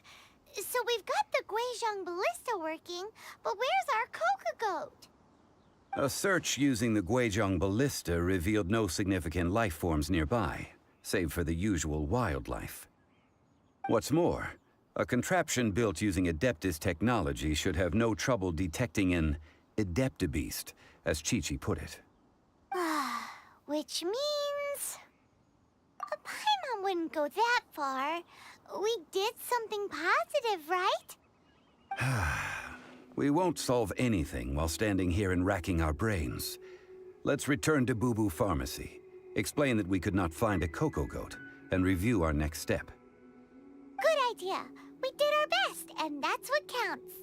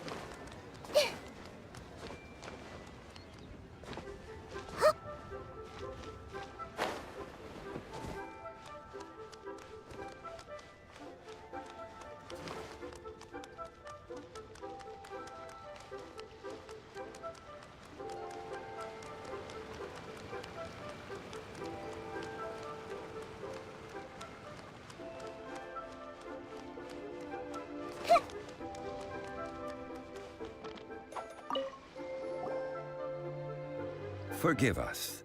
We were unable to fulfill our end of the contract. We found... What a disappointment. Don't worry about it. But I feel very disappointed. Aw, poor Chi-Chi. Why does Paimon feel so guilty all of a sudden? Cocoa goat milk is tasty. So tasty. Much better than normal goat milk. Only an Adeptabeast could make such tasty milk. I'm sorry. I have a poor memory. I cannot remember the name of the milk. That's why I wrote it down. Where did I put it? Ah, here. This is the name. Coconut milk. Huh? I owe you both an apology. I hastily agreed to what appeared to be an equitable agreement with this zombie child, when perhaps I should have undertaken further due diligence. Never mind, Zhongli. You didn't know. As the Liyue proverb goes, all things are random and, so how are you supposed to predict anything? Literally no one could have seen this coming. Excuse me, everyone. Did Chi-Chi say a bad thing? Oh, sorry, but Paimon's gonna leave the job of shattering this poor kiddo's world to you. No. Impossible. Seems Chi-Chi took this pretty hard. Someone learned a valuable life lesson today, then. Thank you all for looking after my little Chi-Chi. Might I ask who... Ah, how rude of me. I'm Baiju, boss of the Boo Boo Pharmacy. Paimon thought Chi-Chi was the boss. Turns out it's some wacko who wears medicinal ingredients around his neck. What a sorry state of affairs. This little mascot is even more of a simpleton than Chi-Chi. Ah! The snake is speaking! I prefer to stay silent, but faced with strangers, I must speak, lest you mistake me for an escapee from the medicine cabinet, for I am a living, breathing serpent! Don't mind Chung Sheng. She's a good girl, really. As for you three, communal chaos causing with Chi-Chi aside, what business brings you here? Do you sell everlasting incense in this fine establishment? Everlasting incense? Why, of course we do. Whew, at last. Things are finally starting to come together. 3 million mora. Top quality. Guaranteed.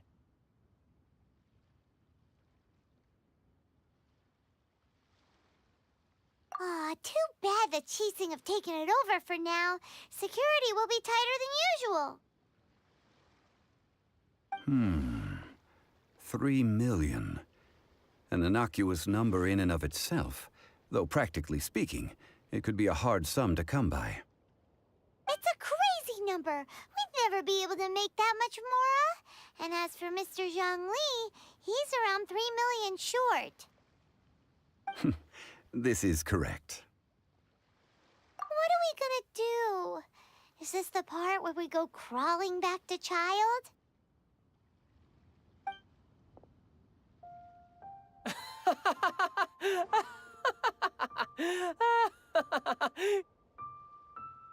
Cocoa goat! Cocoa goat! My sides hurt. Oh my goodness. I cannot believe you fell for that. Hey! Less laughter, more sympathy! I'm almost in tears over here. Thank you. That was the best laugh I've had in a long time. In return, I'm more than happy to sort out this mess you've managed to get yourselves into. Excuse me, sir. Dr. Baiju, isn't it? Truly honored. I'm Child, one of the Fatui Harbingers. Forgive my audacity, but I see a great many opportunities for us to collaborate in the future. If Boo Boo Pharmacy needed a stable supply of, say, coconut milk, the Fatui could help by setting up a robust and speedy distribution network. Strange. I knew the Fatui infiltrated businesses with seductive deals, but so much fuss over coconut milk? Coconut milk. Baiju, quick. Chi-Chi wants coconut milk. Ah, yes, of course, Chi-Chi. Anything you want. Thank you, child. I look forward to a successful collaboration in the future. I can give you a discount on that everlasting incense, too. Let's say 2,990,000 mora. That's like 0 difference from 3 million! 2,990,000. Also an innocuous number in and of itself, though practically speaking, it is a whole 10,000 less than the original sum of 3 million. Well, now that this is settled, we must head back to Yujing Terrace. Mr. Child, Dr. Baiju, little Miss Chi-Chi, see you soon.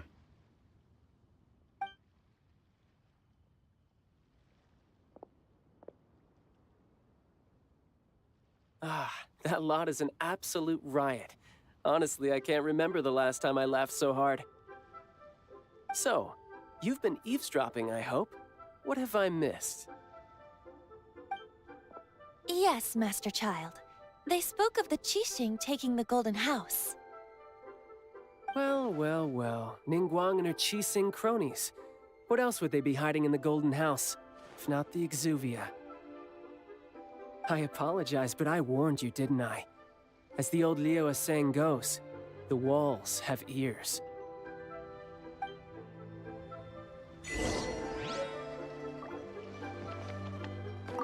What an odd exchange we've had. Well, I look forward to your patronage in the future as well. That sound is the laughter of a man who's found new people to fleece. Consider yourselves warned.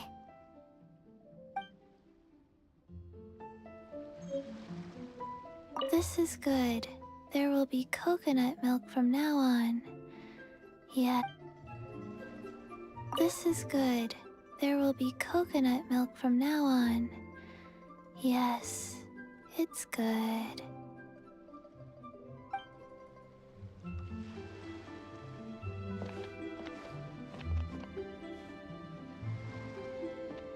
I see everything!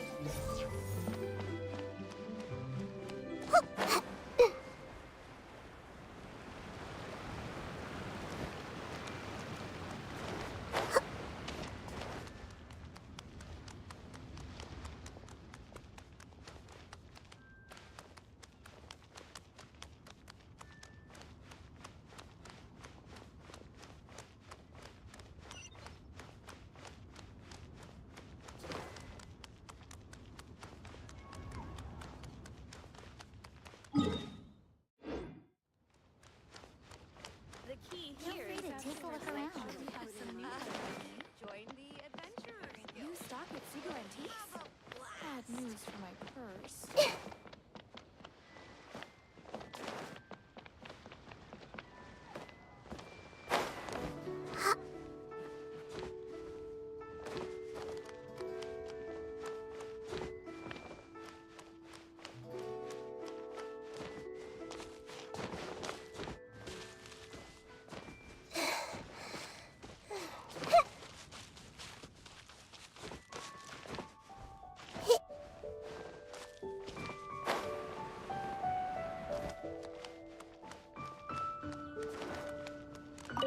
Well, as it stands, we've hired helpers, and we've acquired the everlasting incense. The completion of our preparations is not far off. Whew, finally! Well, traveler, have you gained anything from our adventure so far? Odd? Which is it, I wonder? The questions that such travels raise are ever so complicated. Well, I'll leave you to ruminate over it yourself. As to remuneration for your help, I've decided... to treat you to a meal. Oh, yes, don't worry. I will remember to bring the Mora this time. Tonight, I shall take you both to an old hole-in-the-wall, praised throughout Liyue. Hole in the wall? As in a cool restaurant? Indeed. Let us meet near the harbor, at third round knockout.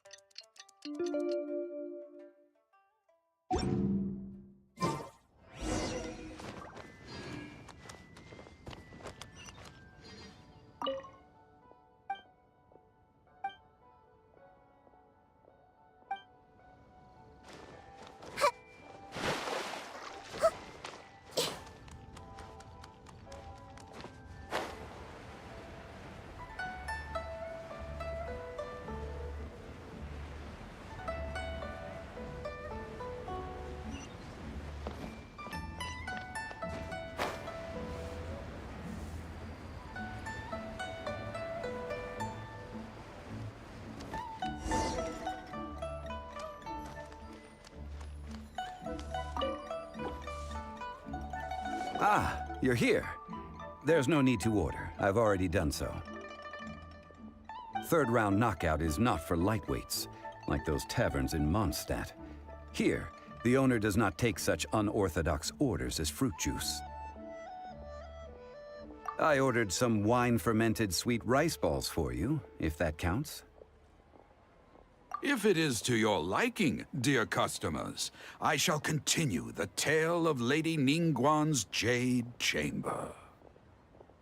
Hey, there's even a storyteller here! Great atmosphere! Besides fine wine, the excellent ambiance is the reason why this place is so well loved. But when I say ambiance, I refer to a different sort from the one the Tevat travel guide uses to judge other establishments. As you all know, high above the land of Liyue lies a pavilion in the clouds, a palace in the mist. What does it mean to have all-seeing eyes? This, my friends, Lady Ningguang's masterwork that bridges earth and sky. Imagine, the weather is clear, and you gaze down from the deck on the world below.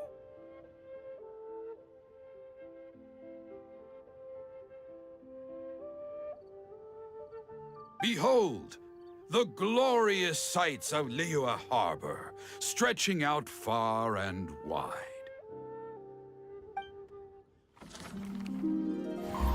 They say that when Lady Ningguang ponders important affairs, she retreats to her jade chamber with none but her 3 closest confidants in tow. Why brings she these trusted 3 to sift through sources, dig through documents, looking for information? Piece by piece, facts and figures paint a picture on the walls of the chamber. But well before the wall is filled, Lady Ningguang's mind is made up. Having made her call, she has every last document shredded, and whoosh, she scatters the shavings out her window. Ah, look at them, how they billow in the wind like a sudden swirling blizzard. As the fragments fall, traces of text flicker before the eyes of the merchants of Liyue, like ink stains in white snow. The saying goes, the rarest treasures in the land are the words brought by the paper snow. For the words of the Tianquan have the power to move mountains, and all throughout the land know it.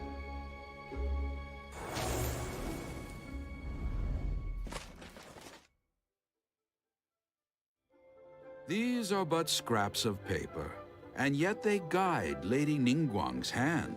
Such is their value.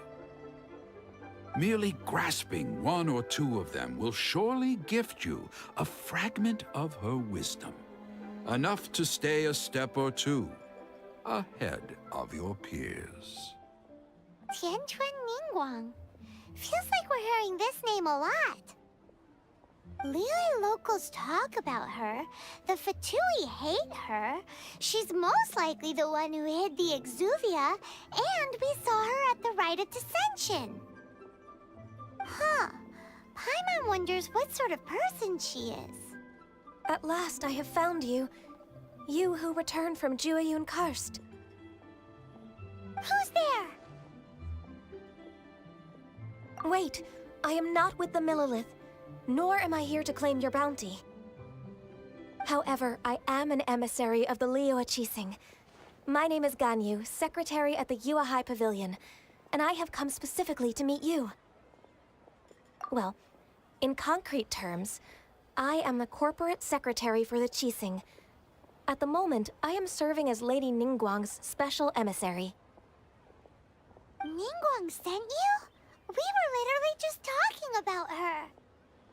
My apologies, you who have returned from Jueyun Karst. I am duty-bound and cannot extend my courtesy to you in full. But I have with me a letter from Lady Ningguang. She extends a formal invitation to you in her capacity as Tianquan. She invites you to her palace in the sky. An official invitation? Lady Ningguang said this. Invite her to come here. I wish to meet her. At the Jade Chamber, together we shall snip every one of these entwining dark threads.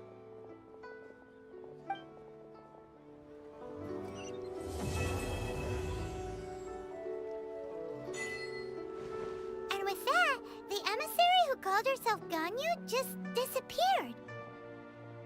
But we've received an invitation from the Liyue Qixing. Paimon still can't believe it. We'll be meeting people that have way more money than Paimon could ever count. We should be on our best manners. An invitation to visit the Jade Chamber is a rare honor indeed. You'd best be on your way now. But don't forget about the rite of parting. Once you've finished at the Jade Chamber, meet me at Dihua Marsh. Don't worry, we won't forget. Dihua Marsh. We'll see you there.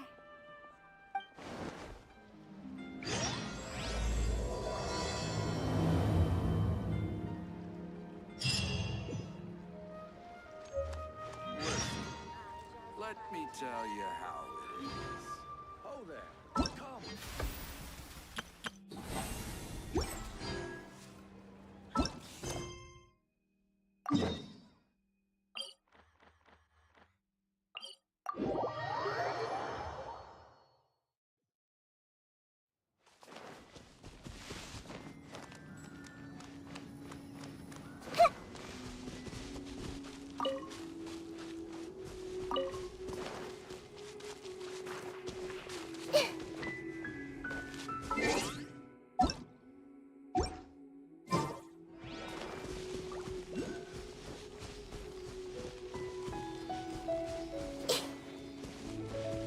Everyone hold hands. Witness the power of Guhua. Come a little closer. You're in for a little shock.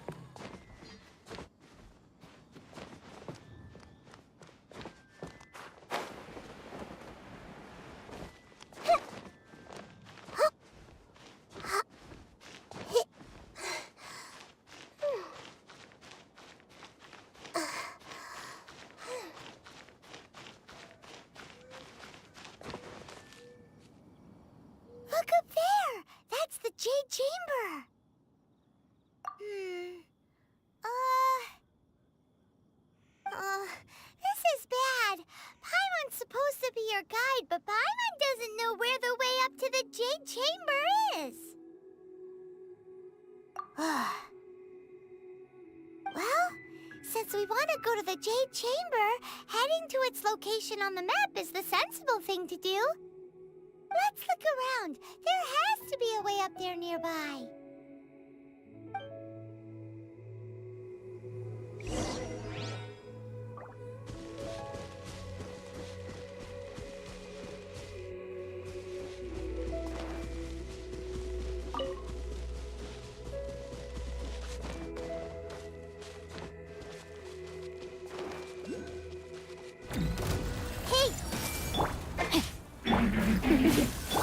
Rain outlines your fate. Come a little close.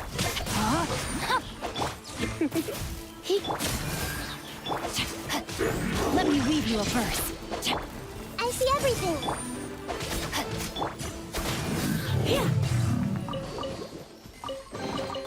What do you think, cutie?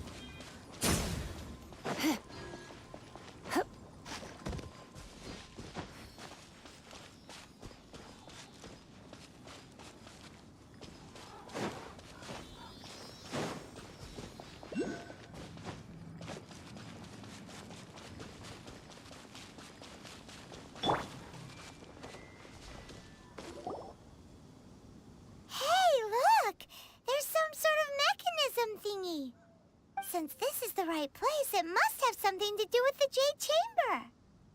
Yes, this must be the way.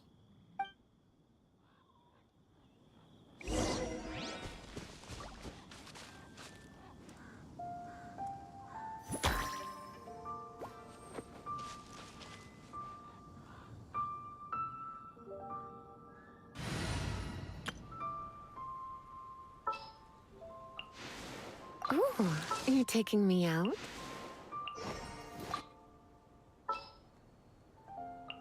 Just what will we come across this time?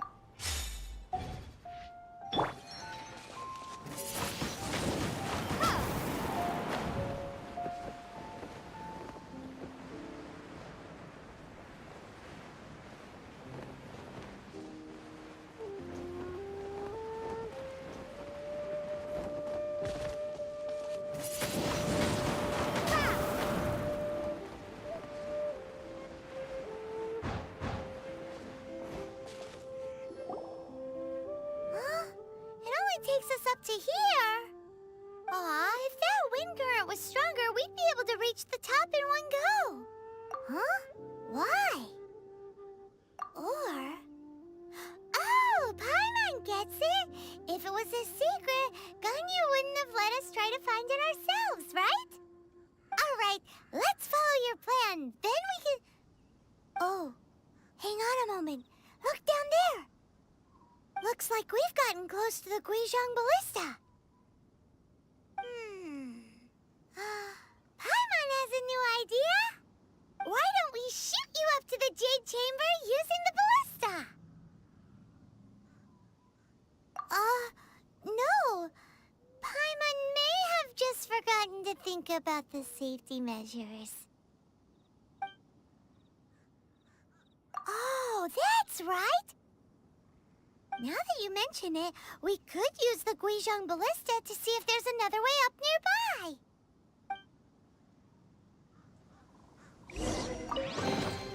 Is this an answer from this world?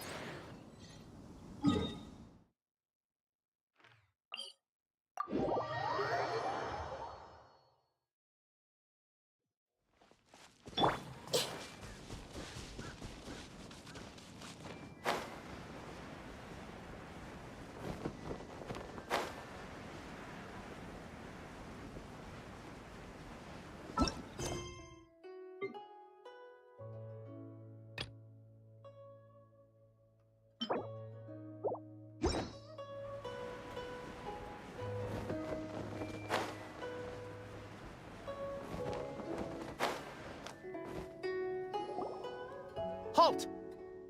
Who trespasses on these hallowed grounds?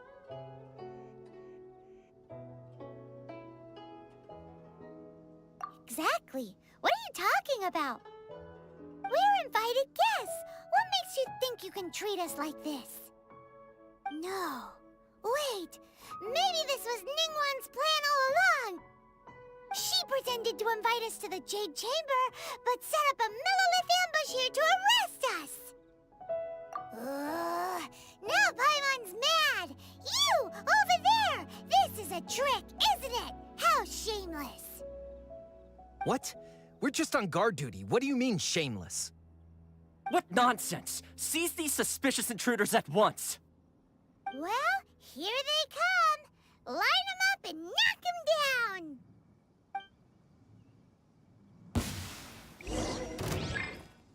Everyone hold hands! Come a little closer. Surrender.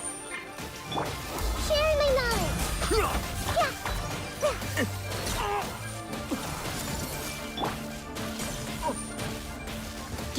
To arms! Attack! No, I let my guard down. No, my sword! You're in for a little shock. Witness the power of Gugwa. Time to act. Who goes there?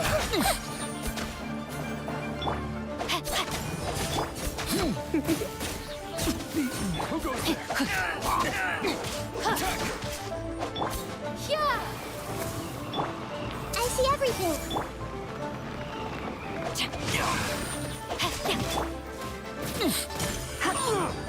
You're in for a little shock. Come a little closer.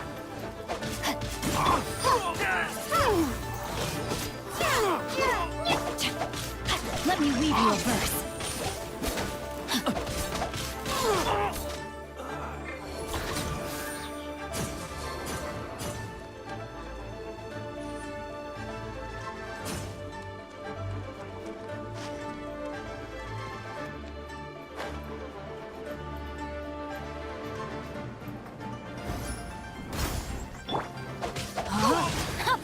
No, my sword! Tactical retreat! Stop! What's all this about? Lady Kuching, these two strange people suddenly appeared. They seem to have designs on the Guizhong Ballista. Who are you calling strange? You want to go to the Jade Chamber? Who are you? We're invited guests here to look for the Liyue Qixing. Who are you?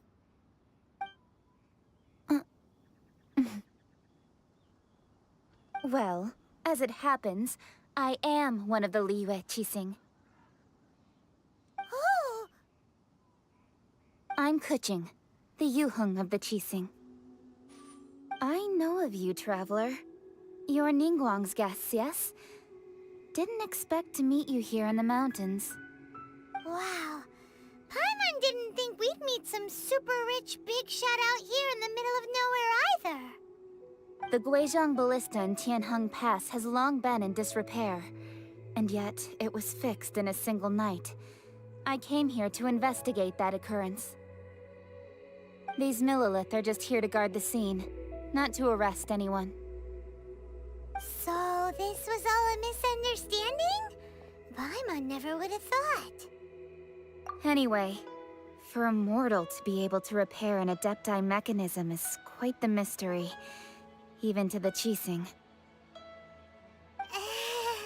That was... Eh? Oh, right. So, Lady Yuheng, might you have any idea why Lady Tianquan invited us to go to the Jade Chamber? Just call me Kuching. I'd say that Ningguang's purpose is to request that the savior of Mondstadt take a more neutral stance. Or at least, to not wholly side with the Adepti. We're not taking sides. We spoke with the Adepti. They want to protect Liyue as well. When you say protect, you're referring to their sanctimonious arrogance, aren't you? Huh? You are mortals, and thus under their protection. There was no way they would have regarded you as someone with the ability to assassinate a god. Naturally, they would also regard Ningguang's locking down the area, questioning the citizenry, and pursuit of the assassin to be pointless work. Perhaps they even wonder if there might be a cover-up. I'll say it like it is. They're underestimating us. Well, you've got a point there. Still, this is the first time Paimon's seen a person from Liyue who doesn't respect the gods or the Adepti. Should I respect the shallow sense of time and condescension to mortals that has caused them to delay in moving against us, Qixing? Forget it. I shouldn't speak of them this way. This skepticism is mine alone, and Ningguang does not share it. Either way, I will admit that the actions of the Adepti this time were quite restrained. Rex Lapis's death is indeed an extraordinary circumstance. But to think that they would call for a council of Adepti rather than come down here directly. How surprisingly civilized of them. Well, for Ningguang, she would talk anything and everything out if she could. But I doubt we can do that here. The time of the Adepti has long passed. If even the Liyue Qixing don't want to face that truth, then what future is there for Liyue? Another super bold statement.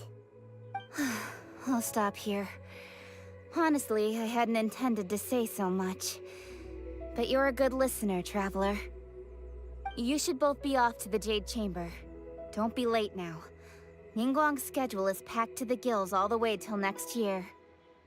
The cream of Liyue's mercantile crop all see ascending to the Jade Chamber as the greatest honor. Each brings rich gifts as they visit, all to curry a little favor with Ningguang. Favor? But... Wait, that's right! Greeting gifts are a staple of Liyue's culture. We need to get one. Not to curry favor or anything, just to respect Liyue's culture. All right. You can decide on your greeting gift yourselves. Let me tell you how to get to the Jade Chamber first. You didn't actually have to come to Mount Tianheng. Go back to Liyue Harbor. Find a guide at the Yuehai Pavilion, and... well then. May we meet again, Traveler. Well, that Yuheng may not respect the gods, but Paimon thinks she's a pretty cool person. So, what should we give to Ningguang when we see her? Oh, right! Paimon dreamed of an amazing snack last night! Sugar-frosted slime! Paimon has a feeling that it would be perfect for a super rich person like Ningguang. Why don't we go with that for a gift? With a certain boom shakalaka, of course. Let's go gather ingredients. Time waits for no one, and neither will our riches.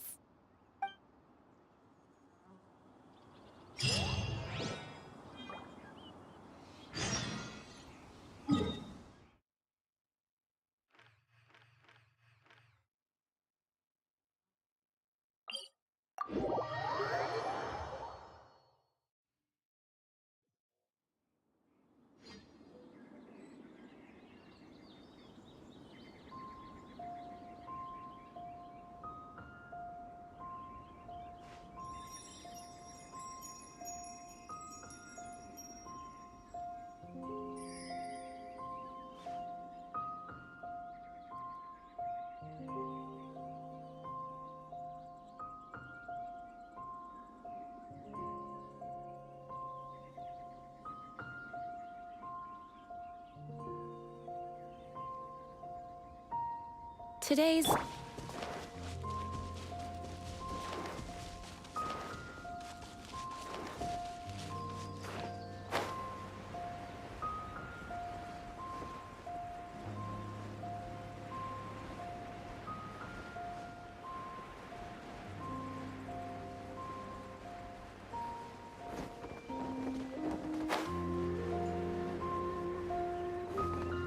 Ooh, look at that slime! It looks crystal clear!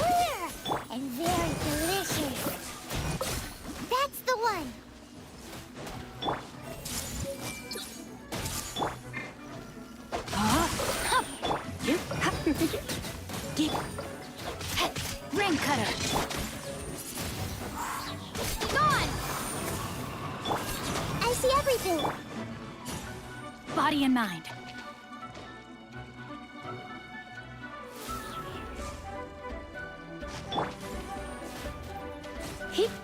Come a little closer.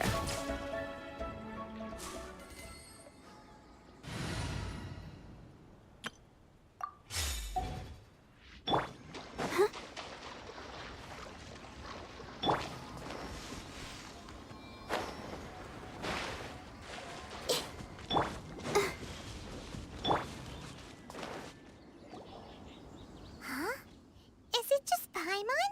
Or is there a sweet fragrance in the air? Huh? Did you hear that? No! That was definitely someone in trouble. It came from those ruins over there. Uh-oh. It looks like the treasure hoarders have locked someone inside.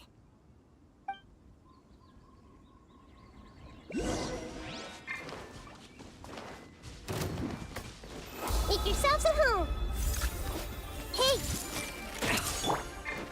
Rain outlines your fate. You're in for a little shock. Let's dance.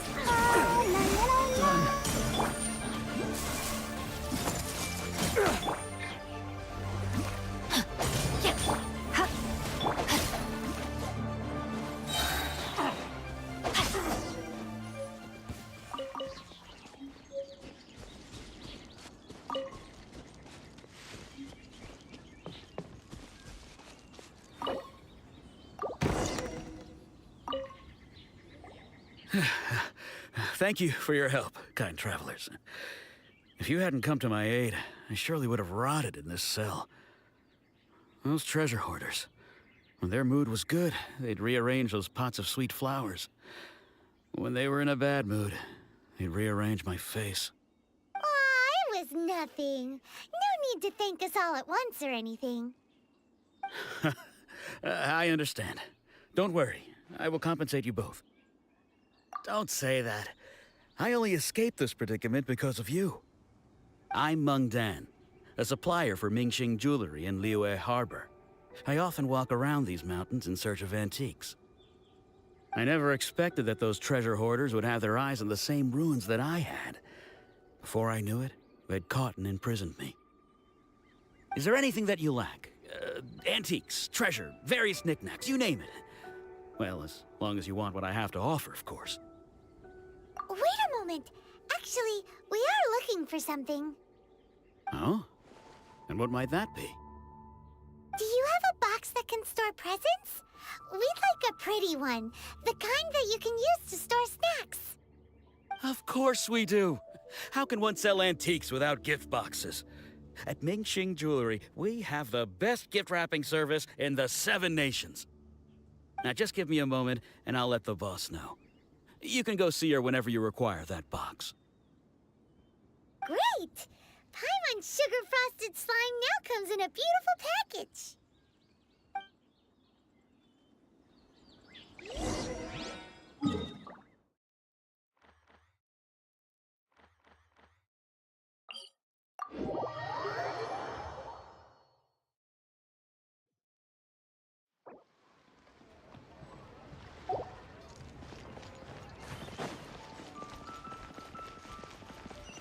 Time to act.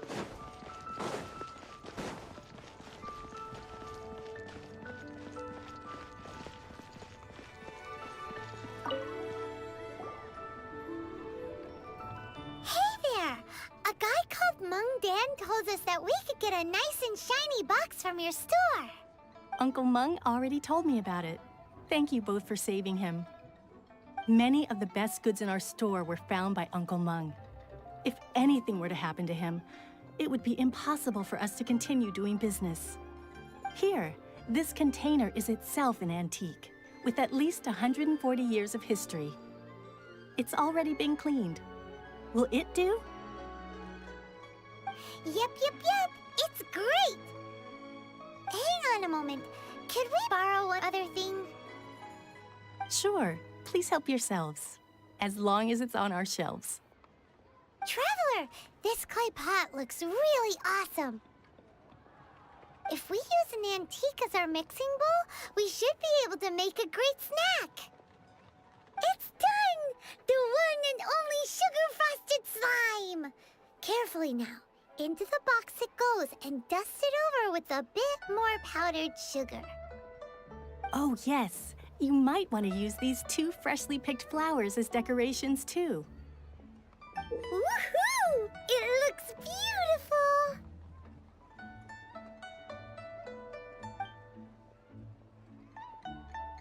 Great! Now that we've put all that we've got into this box, let's go to the Jade Chamber to see Ningguang.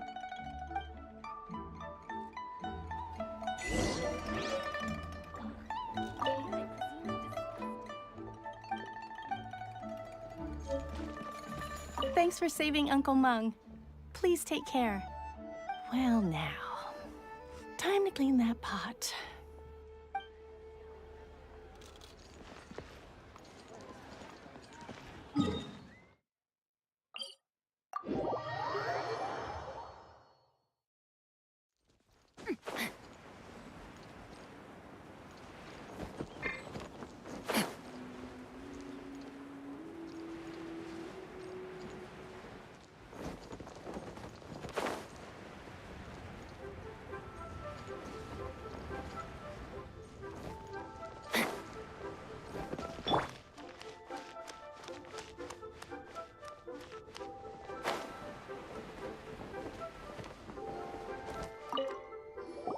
According to Kuching, this is what we should say. Excuse me, do you sell the moon here?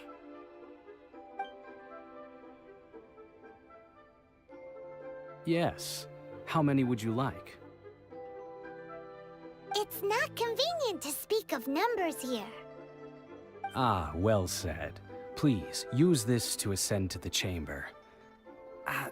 Yes, speaking of which, are you two the guests that Lady Ningguang has arranged to meet with today? Yep. And yet the code they used was not the one for guests, but for the Yuheng. What's going on here?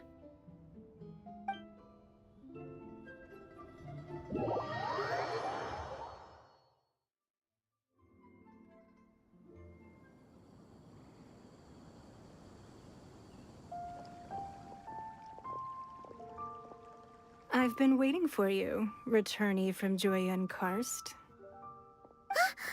It's Ningguang! Since this is our first meeting, we've prepared a gift. I hope you like it. Oh, for me. You have my thanks. It seems that I have made things difficult for you, considering that you were supposed to be my guests. Oh no, it's nothing. I'm glad you like it too. This palace floats in the skies, higher than the peak of any mountain. From this vantage point, one may survey all of Liyue. I have been gathering the funds necessary to build it from the time I began learning the merchant's craft. And since becoming the Tianjuan, I have spared no effort in hiring the best craftsmen to constantly extend it. At first, it was but the size of one room. Now, it is large enough to blot out the moon in the skies above Liyue. One day, I believe it will overshadow all 7 nations. Not many from outside Liyue earn the right to ascend to the Jade Chamber. But I have been in correspondence with the acting Grand Master of the Knights of Favonius, who spoke highly of you. As such, I have been putting eyes and ears out ever since you reached Liyue. What? And I finally got wind of your movements when you were on the way to Wangshu Inn. Wait! Was Vergoldet one of your people? Just Vergoldet? No. Everyone at Wangshu Inn is one of ours.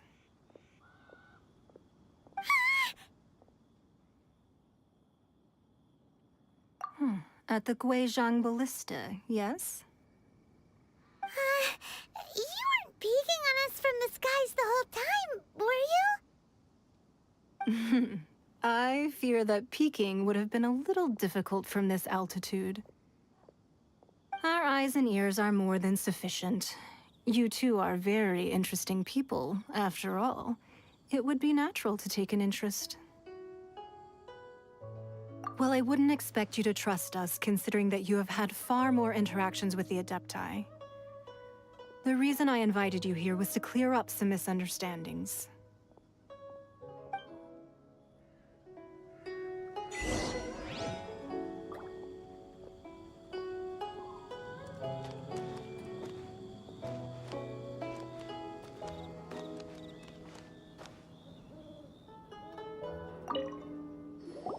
I believe that you've heard of the Archon War.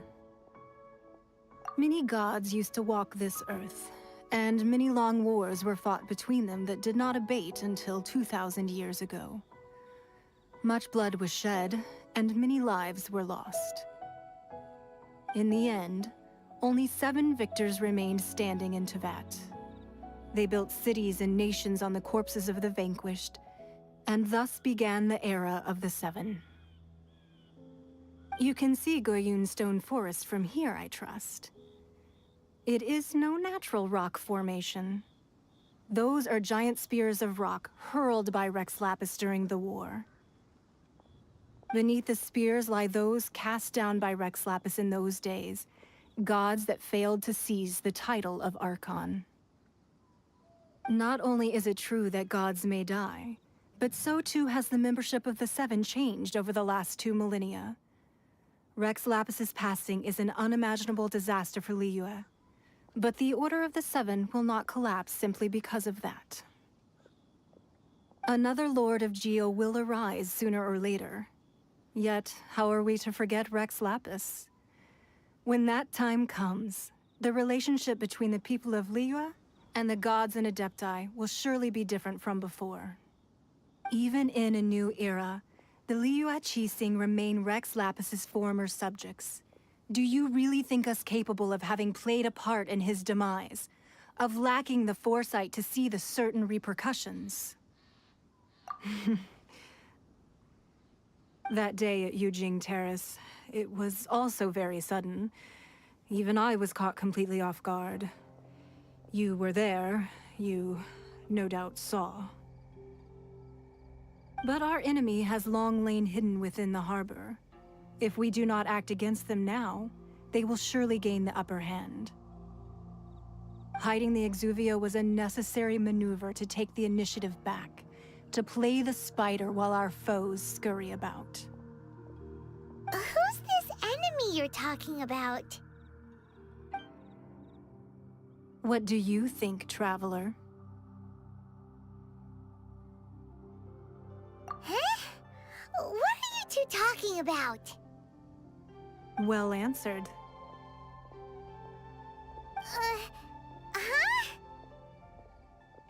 The scenery out here is fine indeed, but the wind is a little strong. Our preparations to receive guests within are complete, so please, this way.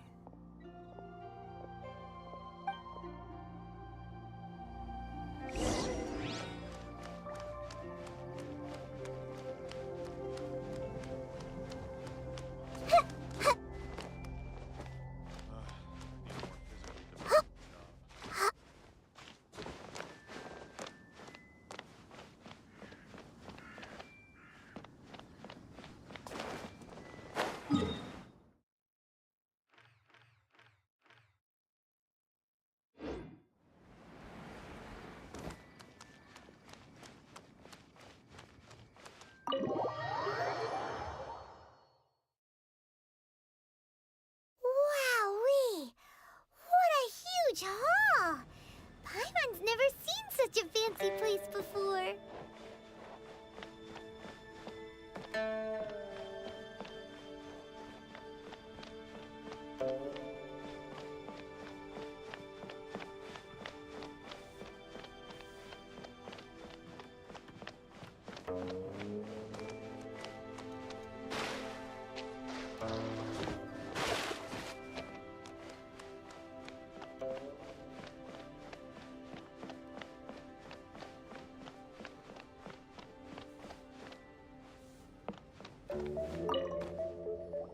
Be at ease, you two.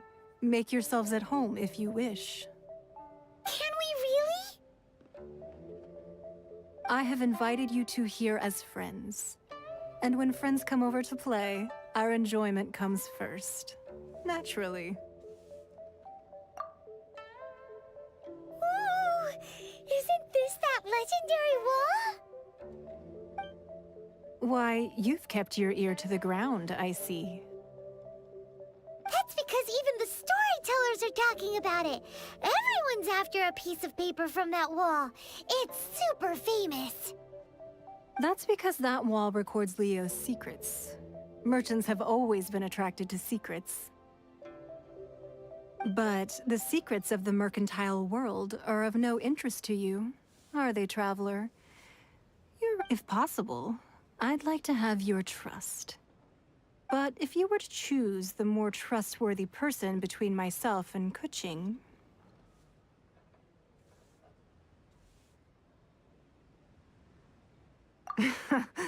You'd pick Kuching? Nah, I had a feeling. I originally thought her a bit too hard-headed.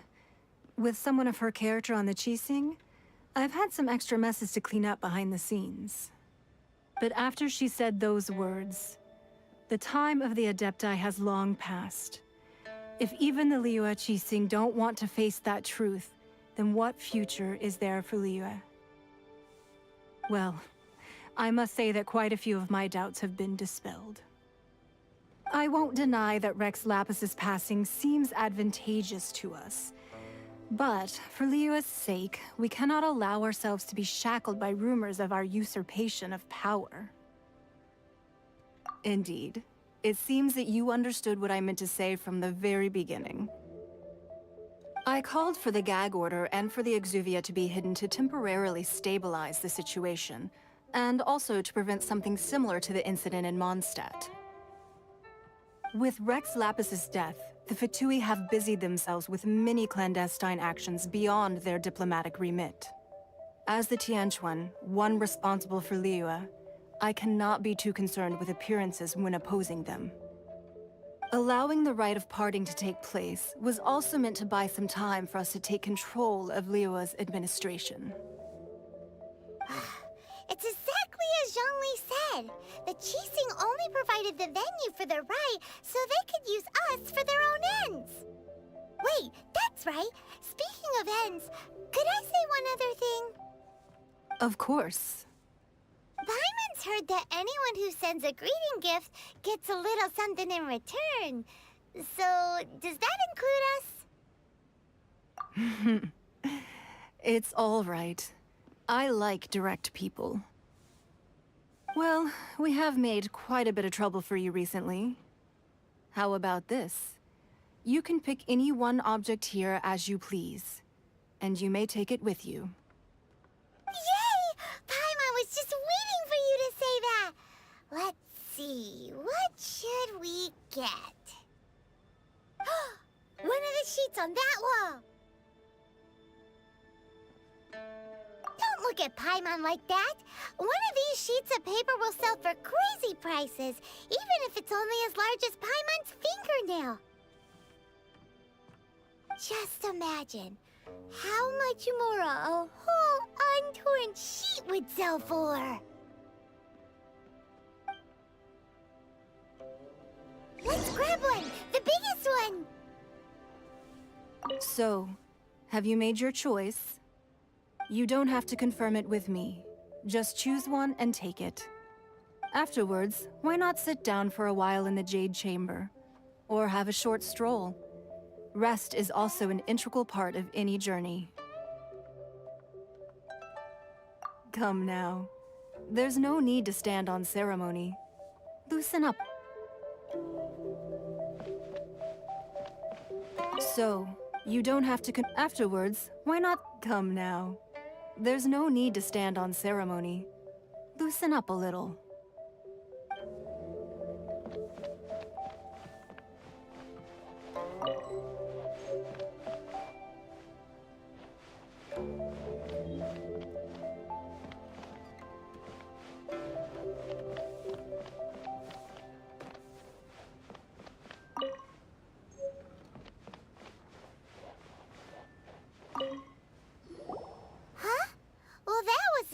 research, the biggest sheet is right up there in the most obvious spot. Let's go with that one. La la la la la. Let's see what's written on it. Huh? There's a place marked with a circle on here. Oh, could it be treasure? Whatever it is, it better make us filthy rich. Let's see what's written over here. Sigil of permission, something, something, Fatui, research, copy. Huh? Aw, that doesn't sound like treasure at all. This piece of paper shows that a Qixing spy discovered traces of classified Fatui research on the Sigil of Permission.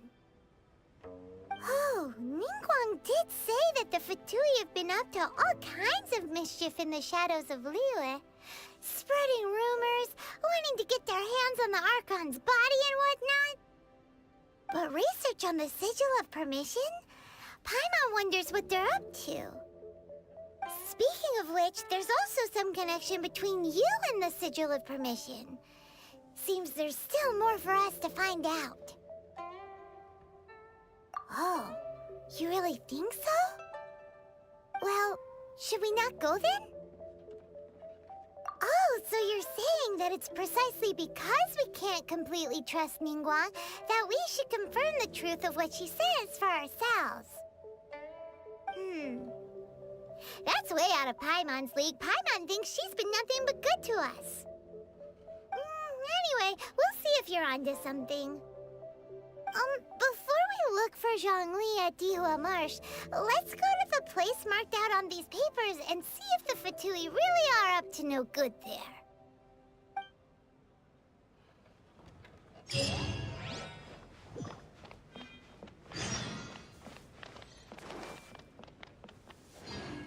So, have you made your choice? You don't have to confirm it with me. Just choose one and take it. Afterwards, why not sit down for a while in the Jade Chamber? Or have a short stroll? Rest is also an integral part of any journey. All right then. I hope the next time we meet, you will either have already done the right thing, or will be about to make the right call.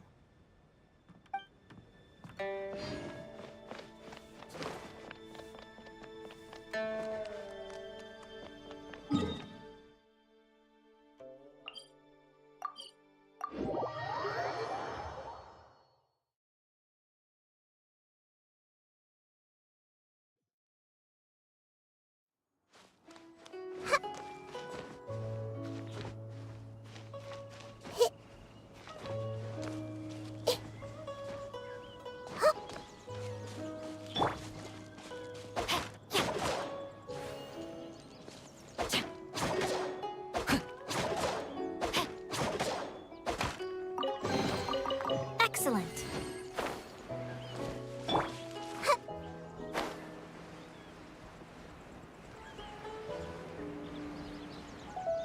There really were Fatui at the location written down on this piece of paper. And, they look really mad at us, too. Come a little closer.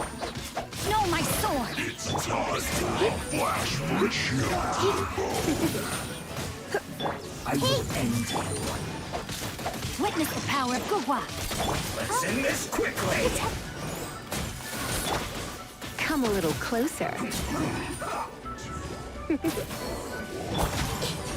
I see everything. Body and mind.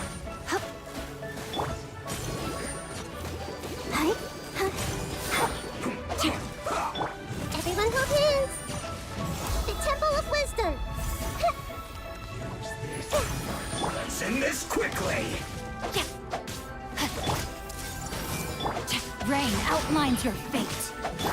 Come a little closer. Come on, we can do it. Hey! Who's this?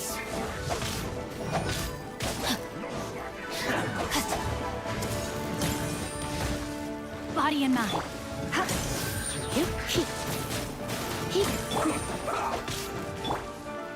Is it time for break? I must collect myself. Let's end this quickly! May my final stand be a monument to chivalry. Ring You're in for a little shock. Surrender and I'll be gentle. My duty.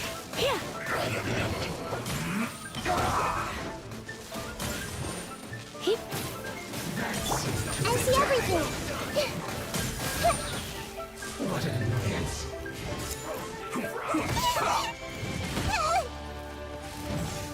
Sharing my knowledge. Everyone hold hands. Time to act. This quickly.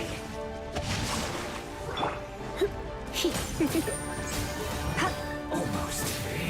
Cover. Come a little closer.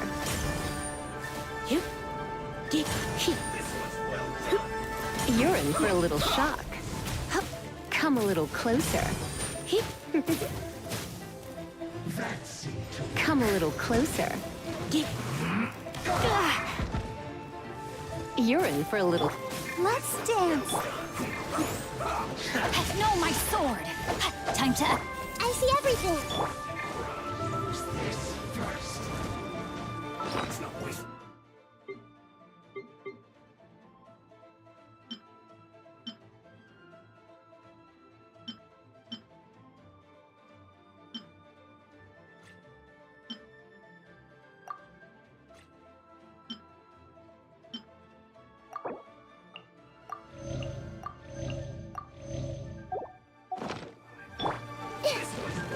Everyone hold hands. Come a little closer.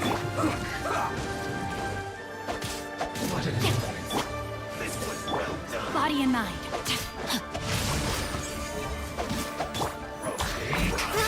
Roll. You're in for a little shock. You're in for a little shock. Hey. I let my guard down. Rain outlines your fate. Let's end this quickly. Come a little closer. You're in for a little shock. This isn't good. Body and mind. This was well done. You need to hurry up. Roasting fry. An unfortunate fault. Everyone hold hands.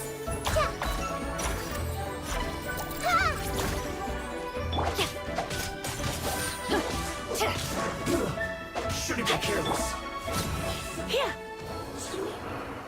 Love.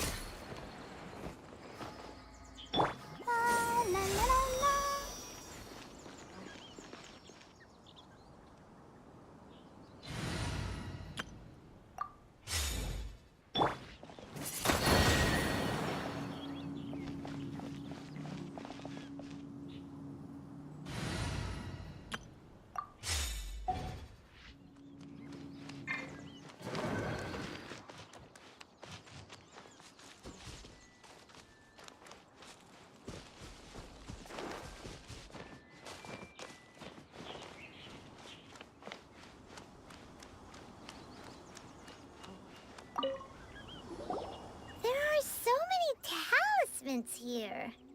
And some stacks of blank paper, too. What are these? I haven't seen this pattern before. But where?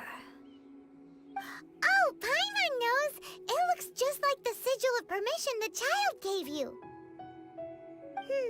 But how did a relic of the Adepti end up in the hands of someone like Child? Oh, that's right. Cloud Retainer said that when the Lord of Geo created the Sigil of Permission, it wasn't to be used as some old relic. Talismans like that were once used in the Archon War to channel. Maybe the Fatui are copying the Sigil of Permission in hopes of achieving a similar effect. Being able to channel divine power in battle? Whew, that sounds pretty dangerous. And the plot thickens. We'll need to keep an eye on Child, that's for sure. Alright, that's enough sticking around here. We gotta go meet up with Zhongli soon. The last stop on our rite of parting preparations tour is Dihua Marsh. Let's go! Paimon hates being late.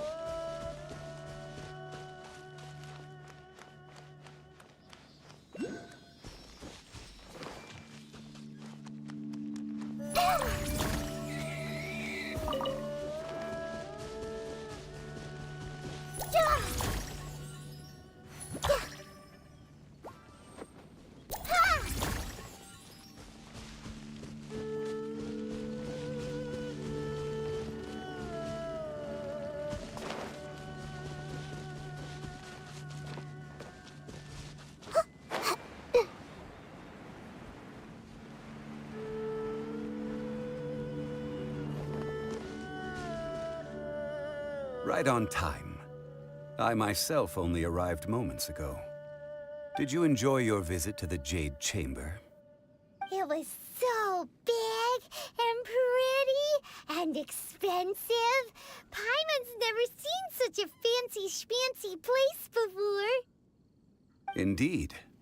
It's second to none in all of Liyue. Then you met with Ningguang, I trust? What did you talk about with her? She's super rich and so generous. Yeah, her take on Ningguang is quite different from Paimon's. She thinks that even the tactless Yuheng is more trustworthy than her. Oh, so you also met with Keqing then? What did she have to say? She said the time of the Adepti has long passed.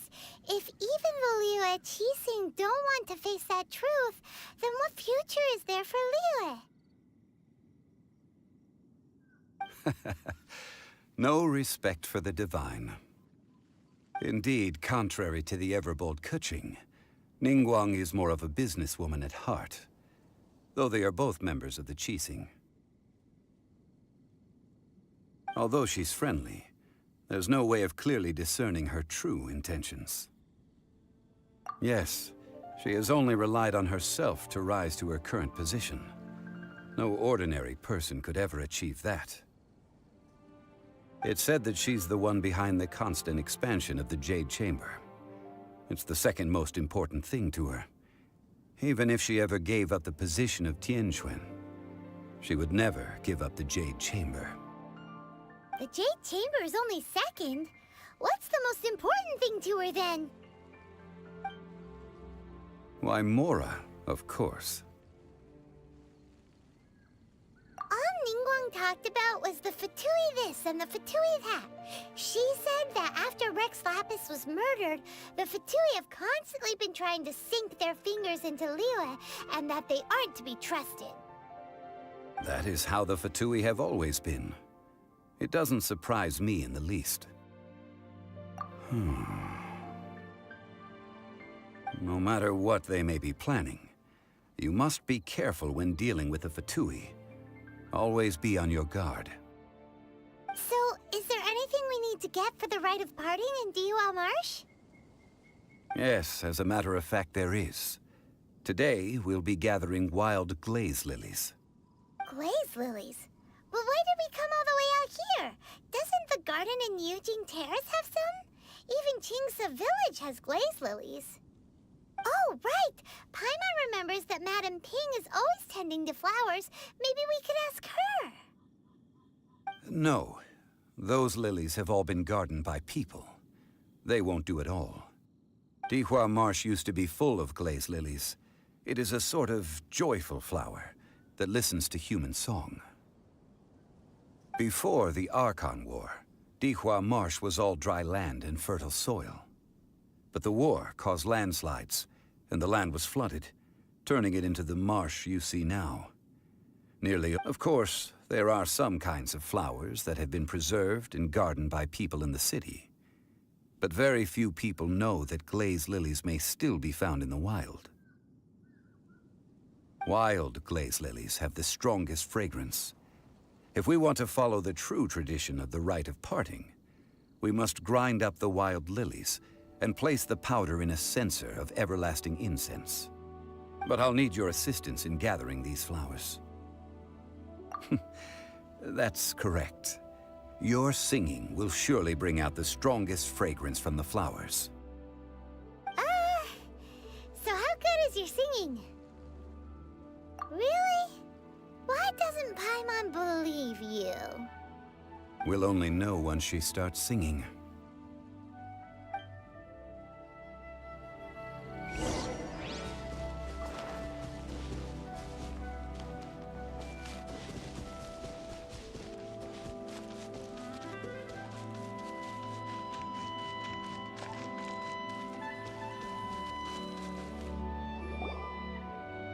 It's time to sing, whenever you're ready. Da da da da da da da da da da da.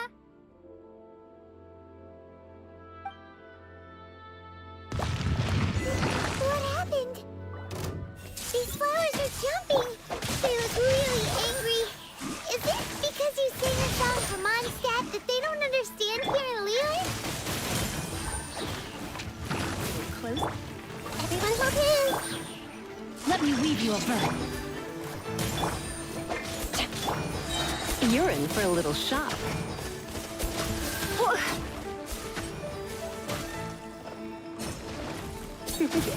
Hey, let's spark things up a little. You're in for a little shock. Those weren't glaze lilies. Glaze lilies wouldn't hit people. This little monster is known as a whopper flower. Strange. These petals look interesting. The glaze lilies used as a disguise were buried with the whopper flower for too long.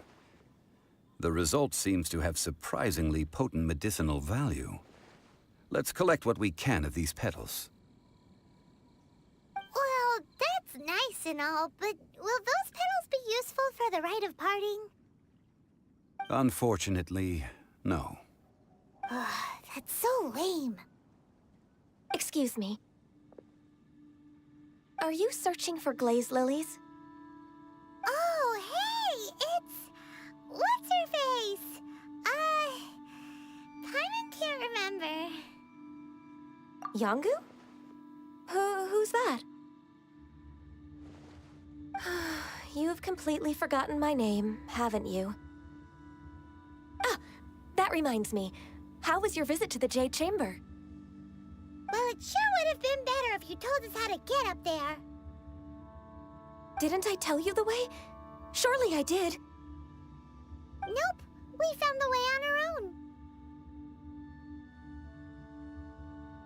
Oh, I see. Uh-oh. I guess I really did forget to tell them. Something seems a little off about Ganyu. She's acting different from the first time we met. Where's her serious attitude now? Oh, well, I met you at that time as an emissary of the Tianquan. But now, I am simply out on a stroll to see the flowers. You came all the way out here to see the flowers? Why not just enjoy the gardens of the city? Yujing Terrace is where Rex Lapis parted from this world. If I strolled through those lonely gardens now, I wouldn't be able to bear it. Whenever my duties take me near Yujing Terrace these days, I draw the windows to block my view of the gardens. Oh, sorry. We shouldn't have brought it up. No, it's quite all right. I just haven't processed my emotions yet. When the Archon War came to its end 2,000 years ago, the first iteration of the Seven would gather in Liyue and drink with Rex Lapis. But 5 of those original 7 had already passed before Rex Lapis. It's truly a changing of the guard. Yes. Now that the spirit of Rex Lapis has returned to the heavens, only Barbados of Mondstadt remains of the first 7. The other 5, including Inazuma's Raiden Shogun, are no longer the same friends from 2,000 years ago. Of the current 7 Archons, the youngest is Sumeru's god of Dendro. She is merely 500 years old, whereas Rex Lapis was more than 6,000 years old at the time of his passing. This means that Liyue had been under Rex Lapis's rule from the moment it was first founded 3,700 years ago. The city has never had to bid farewell to its deity. So what do you think of this farewell? Huh? This is a little sudden. As a mortal, I've never dared to imagine a Liyue without Rex Lapis. But as an Adeptus, I think I will eventually come to grips with reality. Since Rex Lapis has passed, the time of Liyue's contract with the gods and Adepti has now reached its end. Huh? Did you just say, as an Adeptus? Yes, I am a mix of human and Chilean. Adeptus blood flows through my veins. I fought for Rex Lapis and the city of Liyue during the Archon War. After the war ended, I signed a contract with Rex Lapis and took the position as secretary for the Qixing. I've continued those duties to this very day. Well, let's save that conversation for another day. You say that you are here looking for glaze lilies? I also know where wild glaze lilies can be found. See, I've just picked one myself. Here, you may have it if you wish. We dare not refuse it. Oh, so did you sing a song before you picked the lily? Indeed, I did. I know this tradition well. In fact, I sang a local Liyue ballad to it. Wow, so you really know your stuff, too. Thanks, Gunyu. No, it is you who I should be thanking. If not for this chance meeting, I never thought that I would be able to contribute to the upcoming farewell for our ancient lord. If you would excuse me, I should return to my work now. Good luck. And that just about does it. Our preparations for the rite of parting are mostly finished. Given the ease of picking glaze lilies, I think this was a fitting end to our tasks, in more ways than one. Yeah, Paimon can already imagine him starting a business in Liyue. I've had enough ventures in my life already. Beginning a new undertaking is always difficult at first, and requires no small amount of effort. And once business is at full steam, the stress of it all only wears away at you over time. So you must be careful to take the time to step back and re-examine yourself. If left unchecked, the wear and tear on your heart may go well past mending. Wow. See? Zhongli sounds like he's already seen it all. Alright, I think it's about time we head back to Liyue Harbor now.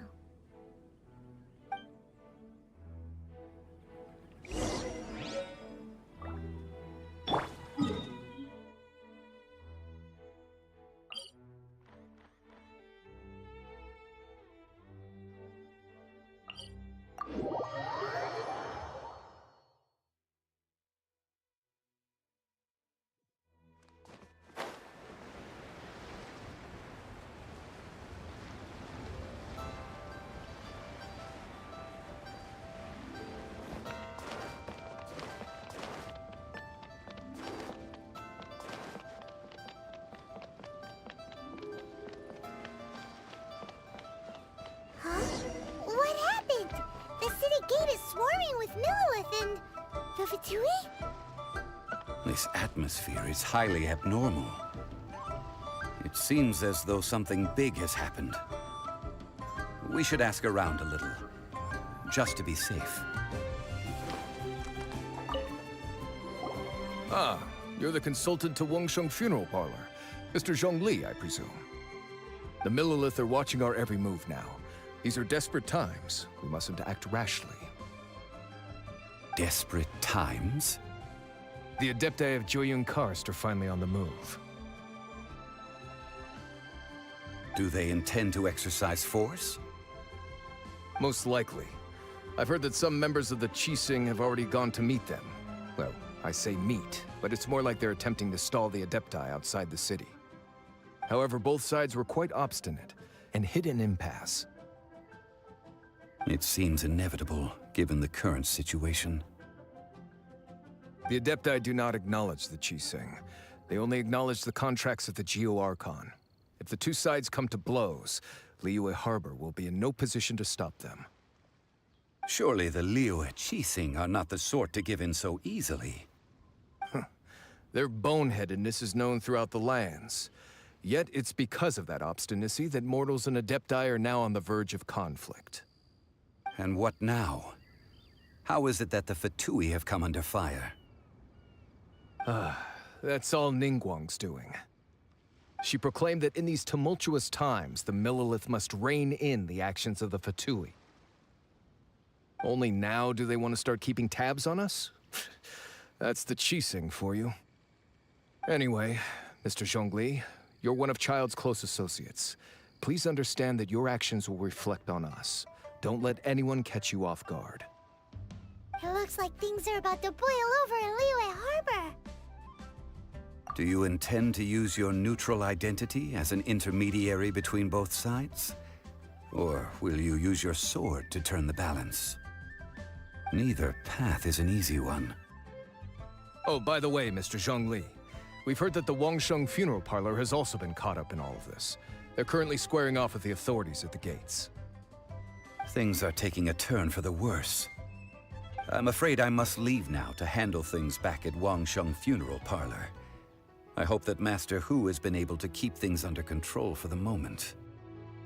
Consider your next course of action carefully, Traveler. If you're trying to prevent an explosion, it may be wisest to look for the fuse first. Having connections with the Fatui seems to be quite the double-edged sword. So what does Zhongli mean by looking for the fuse? Oh, Paimon gets it! If there's anyone that wants to see the whole city turned upside down, it's definitely him! He must be waiting for the moment when no one is watching to do something really bad. But where could we find him now? Where would he go at a time like this?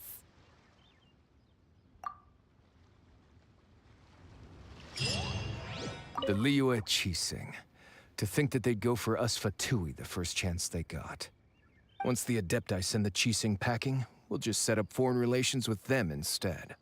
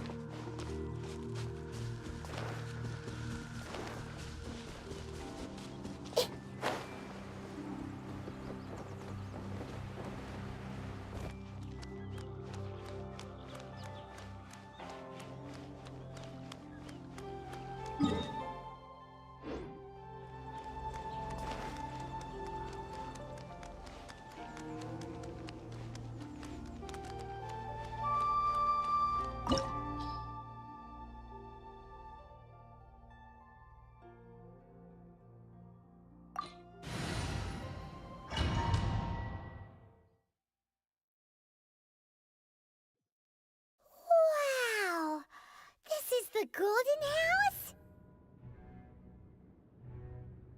It looked impressive enough from the outside, but who would have guessed that it was even fancier on the inside? And so full of Mora. This is where all of Teyvat's Mora is minted, right? In that case, maybe they won't notice if a few Mora go missing.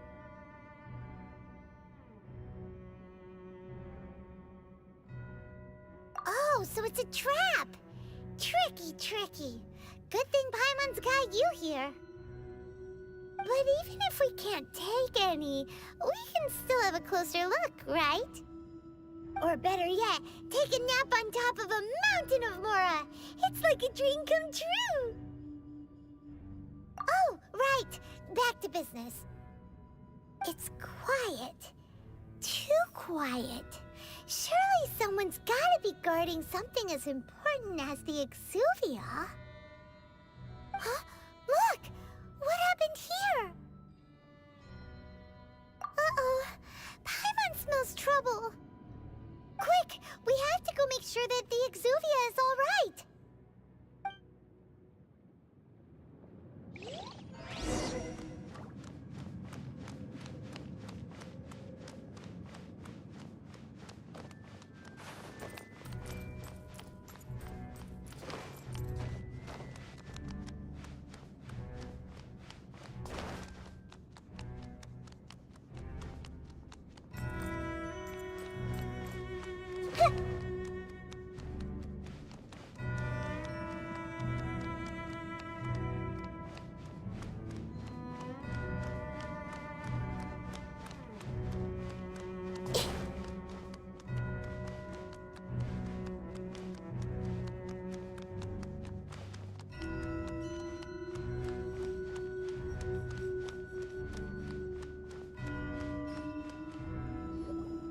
You've already fulfilled your task as guides, so why do you still linger here?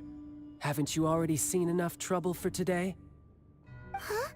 Who's there? If you were Fatui, I imagine that you would be entitled to a generous reward from the Tsaritsa herself. But now, you're nothing but dross, and you're in my way. Although I'm deeply grateful to you that I was able to effortlessly find this secret location, don't you think that trying to stop me now would just be wasted effort? Stopping the Mora Mints, hiding away the Exuvia. The Qixing are really pulling out all the stops this time. So you've been planning to take the Gnosis from inside the Exuvia all along? As one of the 11 Fatui Harbingers, it's my duty to see the will of the Tsaritsa fulfilled. She will get that which she desires. I'm not asking for your blessing, and there's nothing you can do to stop me anyway. The time for discussion and diplomacy has already passed. I mean, if it were up to me, I would have skipped that stage to begin with. But I'm willing to do as the Tsaritsa deems fit. Either way, we now come to my favorite part. A simple pleasure, and one that I am oh so delighted to be sharing with you. The battle. Battle? So you're the type that goes looking for trouble, huh? You could say that. When Signora offended the deities outside the cathedral in Mondstadt, she swiftly left the scene once her mission was accomplished. Instead of confronting you directly, she chose to rely on the snow and ice to make her escape. She wouldn't want the knights to come running towards the sound of battle now, would she? When she faces a worthy opponent, she will prioritize her mission, weigh the outcomes, and consider the consequences of her actions. But as for me, the greatest pleasure of being a Harbinger lies in crossing blades with strong opponents. We won't let what happened in Mondstadt ever happen again! Oh, so you intend to fight me? Good. I won't kill you, Traveler. I'll just play along, to feel the thrill of battle. Besides, you could never defeat me, not even in your wildest dreams. But hey, try to relish the fight anyway. Because if you ask me, without that, what else is there? Fighting talk, I love it! Now let's see you live up to it. This chance is hard to come by, so show me all you've got. So very few ever get the chance to square off with a Fatui Harbinger. So come now, amuse me, and don't you dare disappoint.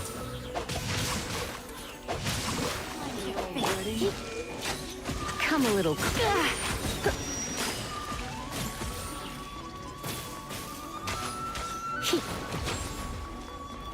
You're in for. I see everything. Passable effort. Come a little closer. You've made some progress. You're in for a little Guess shock. I should take you more seriously. Good. No wonder Senora was so wary of you. Well, that just means I can go all out. Brace yourself. This is about to get tough. Now, show me what you can do against the might of a Harbinger.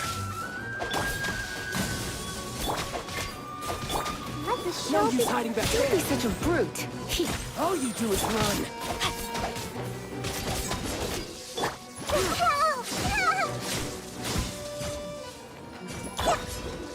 Break! No, my sword!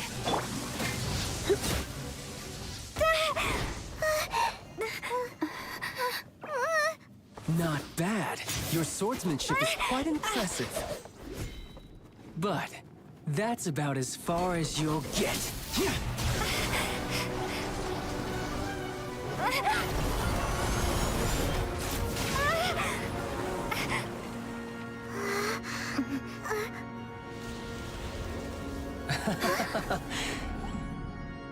Didn't think you had that card hidden up your sleeve.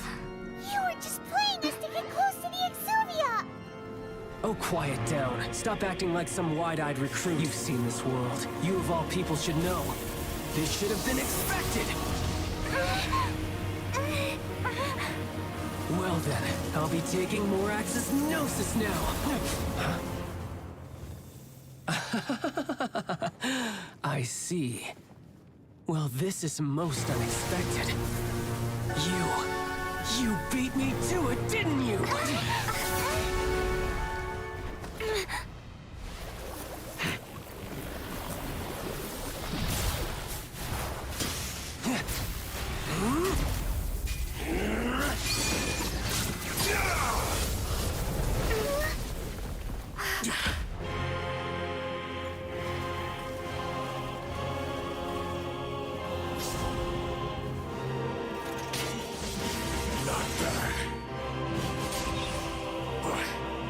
This is going to cost you!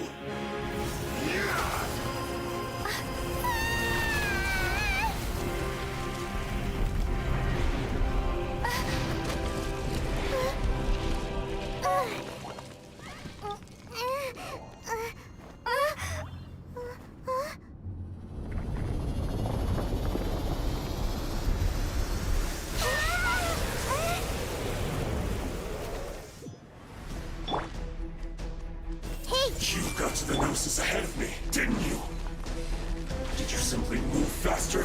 Or did you leak the information regarding the Golden House to me on purpose? No matter. Hand the Gnosis over, now! Don't make me take it from you! We didn't take it!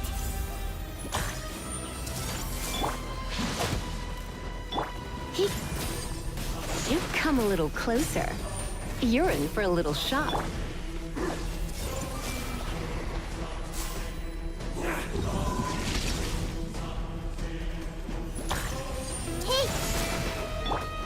He come a little. No, my sword! You. Everyone hold it? Let me weave you a verse.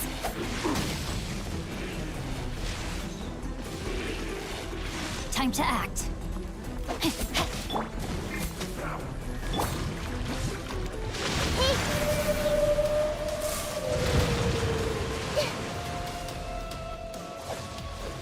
Everyone hold hands! Rain outlines your fate. You're in. You're a cut above.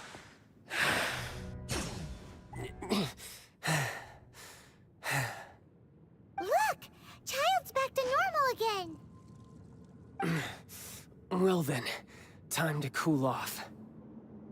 It seems the burden of the foul legacy transformation was too great for my body. I lacked the opportunity to think this through. And now that I consider the matter more carefully, you never had any chance of beating me to the Gnosis. You had no connection to the Gnosis, no matter where it had been taken. That's what we've been trying to tell you! We didn't take— Your show of ability today far surpasses that of Signora's initial assessment of you in Mondstadt. Tell me, how could that be? You already know the answer, don't you? I can see it in your eyes. But if that is a secret you wish to keep, I guess I'll just have to curb my curiosity. This battle has already left me satisfied. Anyone who strives as I do to grow stronger shall be called a friend, even if our friendship can only be shown in battle against one another.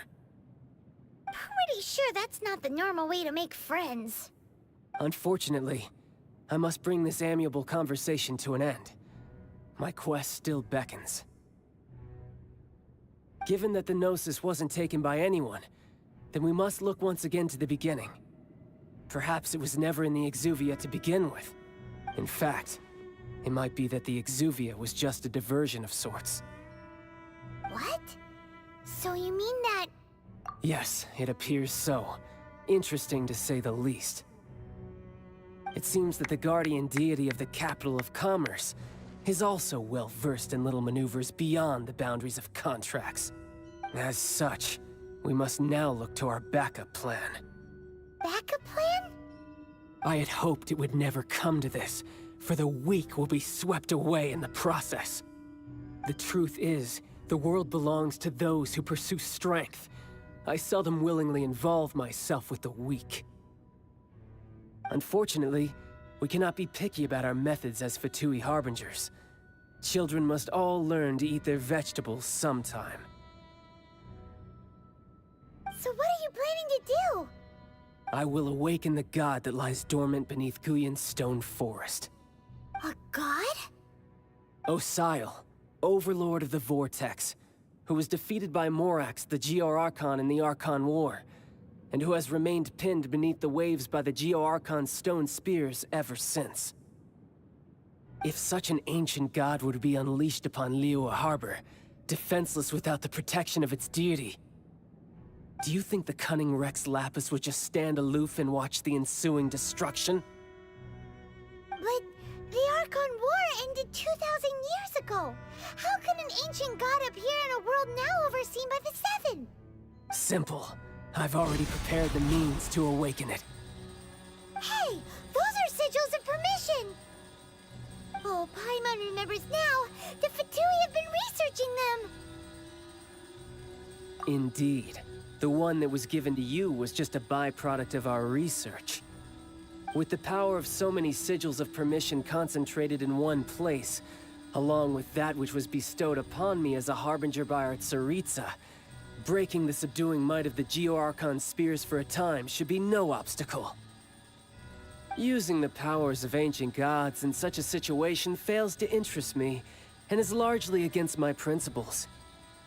But knowing that such an action will not only force the Geo-Archon to show its hand, but you as well, that makes matters a little more intriguing.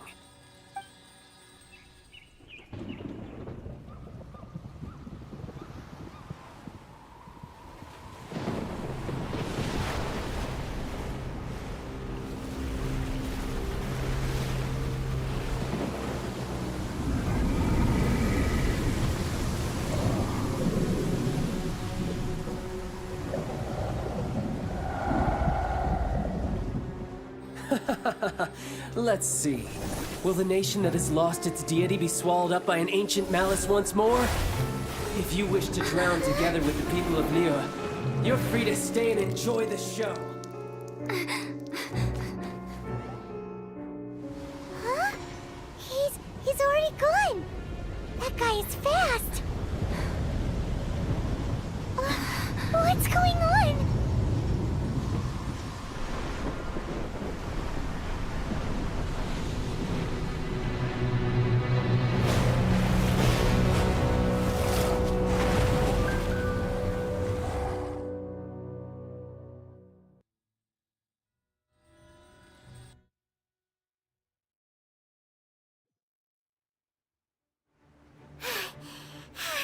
Paimon's exhausted. If we hadn't happened to see the Jade Chamber flying over just as we came out of the Golden House, we really wouldn't have known which way to go. Did we make it in time? Is the Overlord of the Vortex still in the sea? It hasn't destroyed Liyue yet, has it? What are you doing here? Huh? Hold on. It's the Adepti. What are you doing on the Jade Chamber? Paimon thought you were arguing with the Qixing. Is the fighting over? Faced with a calamity of such magnitude, we have agreed to put our differences aside for now and unite against this common enemy. Oh, Paimon gets it. So how do you plan to defend Liyue? Just seeing this Overlord of the Vortex guy puts a pit in Paimon's tummy, even from all the way out here. It's not just you. We've got new Millilith recruits who can't even stand at attention without shaking. The force of an ancient god's presence seems to be too much for ordinary people to handle. Which is why we must stop that monster before it gets any closer to Liyue Harbor. So the Archon War was fought 2,000 years ago against enemies like that thing? So will the power of the Qixing, Millilith, and Adepti gathered here be enough to stop that god? We've already discussed this together, and our conclusion is... not necessarily. What? But all of you are supposed to be the guardians of Liyue. Can't you think of something? One certainly could. Huh? The Qixing did once research the matter of the Guizhong Ballista when it piqued their fancy. And as fate would have it, one who did craft the Guizhong Ballista with one's own hands is here. For what could you mortals ever learn of Adepti mechanisms? Yet, it would take one, but a little tinkering to turn this ballista into an engine of war beyond your wildest thoughts. I suppose this is one blessing from the Adepti that we should be thankful for. So be it. We shall use the upgraded Guizhong Ballista to fight off that god. All the Adepti here can lend their strength to man it. We haven't a moment to spare. Our battle begins now. Yep.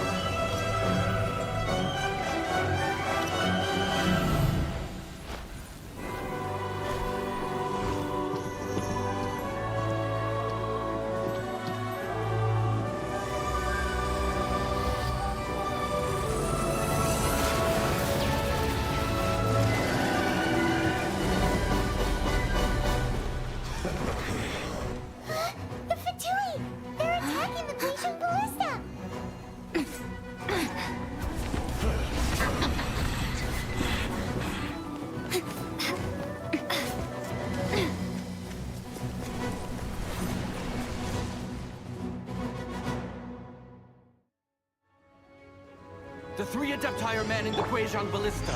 Do not let the Fatui disturb their work! All able Millilith, with me! Let's go help too!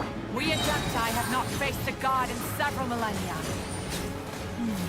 Let one see what you're made of then. What strength remains within you, one wishes to witness.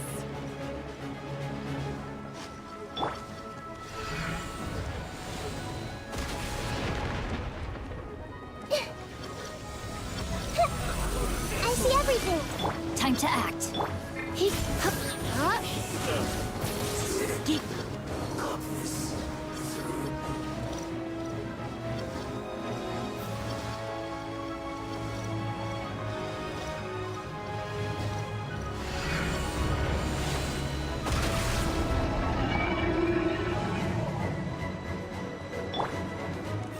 hold it.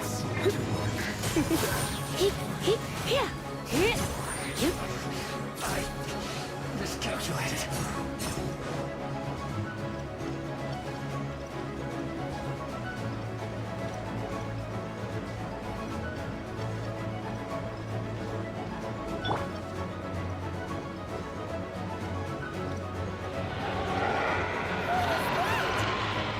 That is Osial's divine power.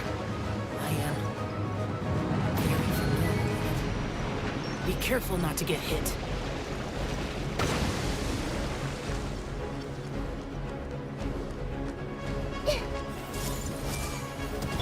The Fatui! Their attacks are unrelenting! How daring. Snezhnai's diplomats will answer for this afterward. Every last one.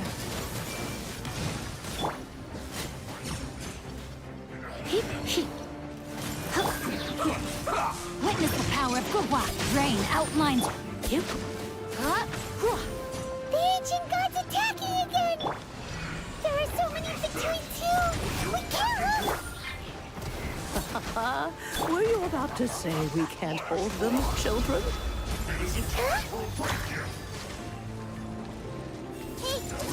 Don't lose heart. Here, take this. This is adeptal energy! That light from your body, it's like the time in Julian Karst!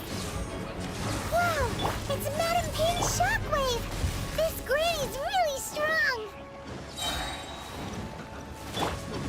Hey!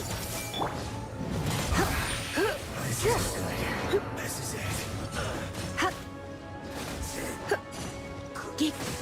Come a little closer. Try not to enjoy this too much. I guess. Here. This isn't good.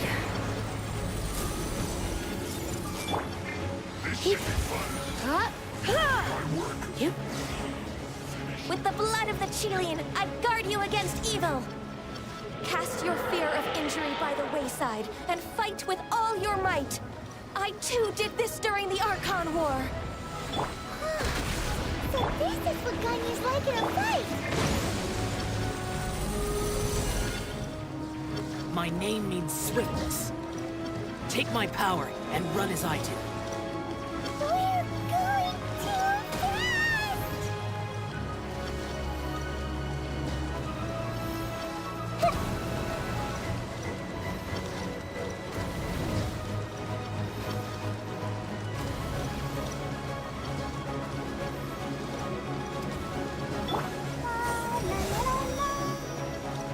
I'll protect us.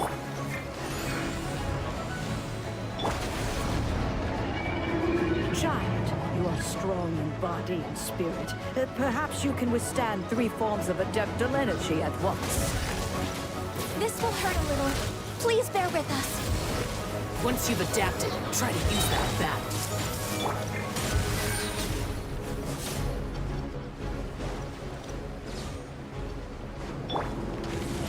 Sharing my knowledge!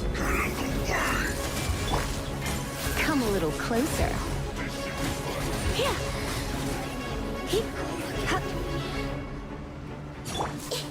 I see everything!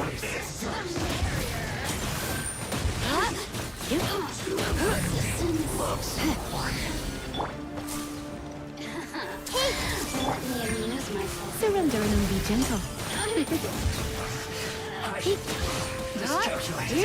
Exercise caution! I fear that the god's power has reached its peak! In other words, if we hold here, there's nothing worse to come, right?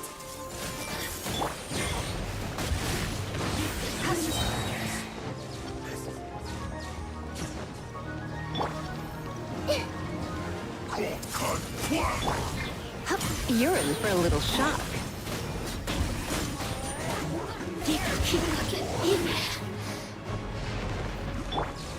I see everything!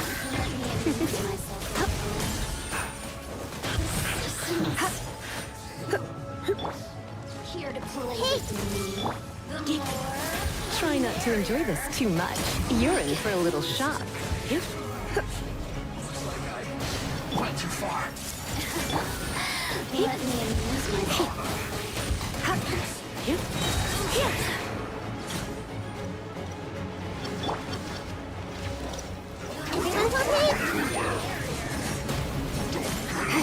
Soon the Fatui's numbers are thinning!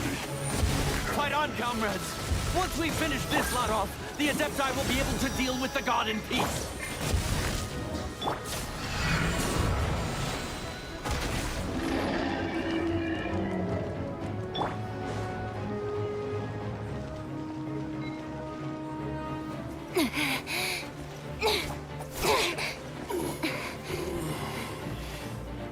The interlopers are no more. Now we may commit ourselves fully.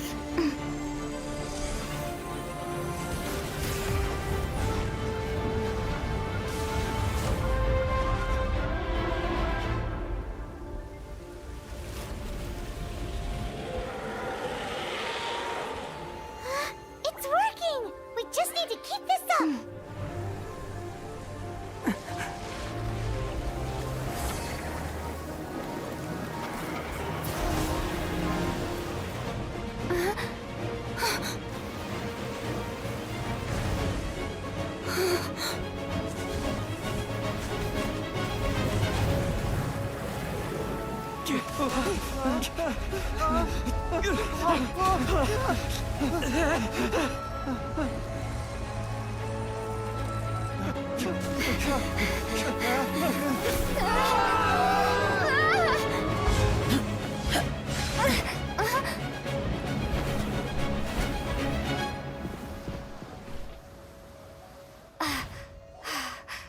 Be careful now.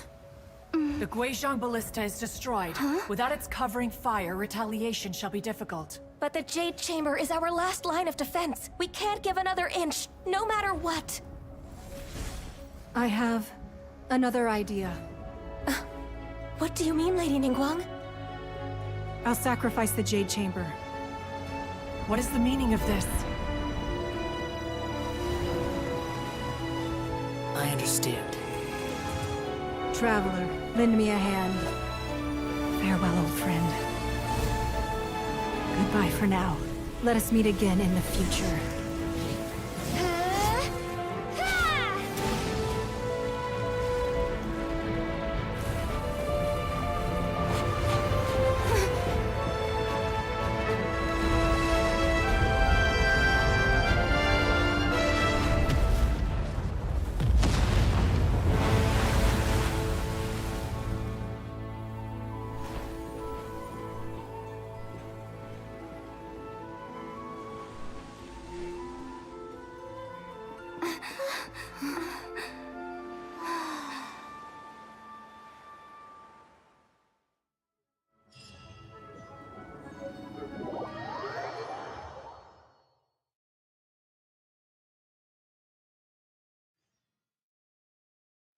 Is it finally over? The ominous aura of that monster has indeed begun to fade. The effects of the Sigil of Permission last but a short time. It will be some time before the Overlord of the Vortex can make any waves again. We are indebted to you for your assistance. If the Adepti hadn't happened to be here, the future of Liyue Harbor would surely have been in great jeopardy. Save your flattery. We didn't just happen to be here. Surely you won't pretend to have forgotten the reason for which we came. Come now. There's no need for such harsh words, Cloud Retainer. I've heard that when Ningguang began learning to do business, she had already started setting aside part of her then limited income in preparation for building the Jade Chamber. At first, it was only the size of a small room, but with continued expansion, it has become the palace that lies before you now. It is a testament to Ningguang's entire life, both as a businesswoman and as the backbone of the Liyue Qixing. Seeing the Jade Chamber destroyed in the defense of Liyue means much to her, To me, such cooperation and sacrifice deserves at least some recognition, don't you agree? Well, I was really hoping you would say that such sacrifice could at least be used as some leverage in our negotiations. Thank you all for hearing me out. We know very well why the Adepti came here today. But please forgive us. We cannot yield to your wishes. Oh? 3,700 years. According to our records, the Adepti signed a contract with Rex Lapis to protect Liyue 3,700 years ago. Even to this very day, Liyue and its lands have stood the test of time, immovable as stone, just as it was thousands of years before. But that does not mean that the Liyue of today is the same city as it was all those years ago. Do not merely cast your protective gaze upon the land. Instead, focus your sights on our city and each of the citizens that dwell within it. Are you questioning our means of protecting Liyue?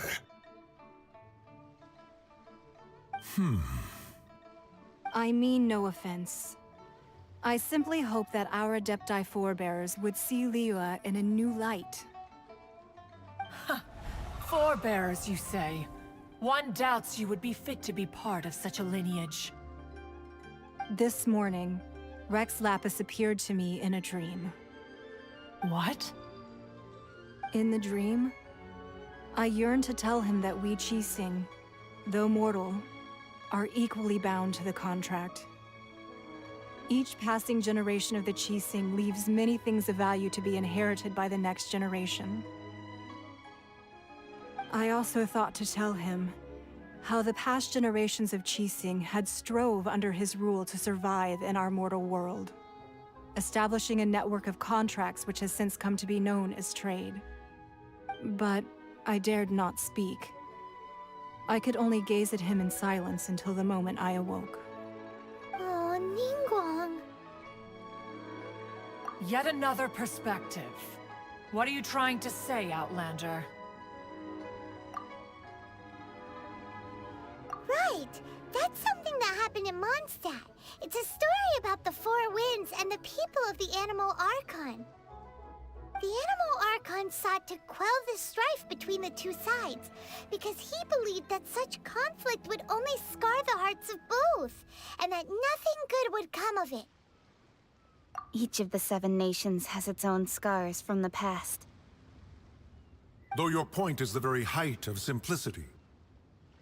As Adepti, we've become a laughingstock, to be chastised thus by an outlander who has lent us such succor. All right, all right. Didn't Ningguang suggest that we should focus on the city and each of its citizens? I know I already have, so why not see for yourselves? I apologize for appearing in full armor. I am afraid I cannot show the proper courtesies. And who are you? I am Feng Yan, a sergeant of the Millelith. I have come to extend my thanks to the Adepti. I thought this battle would perhaps be my last. But thanks to the aid of the Adepti, our forces were not as badly battered as I feared we might be. Although I am a mere mortal soldier, I promise to hold the line and never betray the grace given to us by the illuminated Adepti this day. Huh?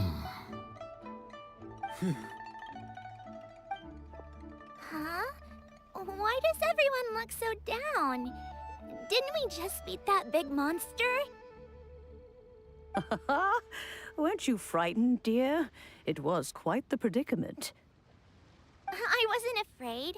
All the strong Millelith guards were there, and those powerful heroes with their visions were there.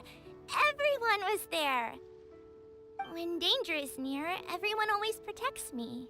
And the rest of the time, they make fun toys and tasty snacks and loads of things that make the harbor so pretty. Thanks for protecting Liyue Harbor. Please come visit us for the next lantern rite.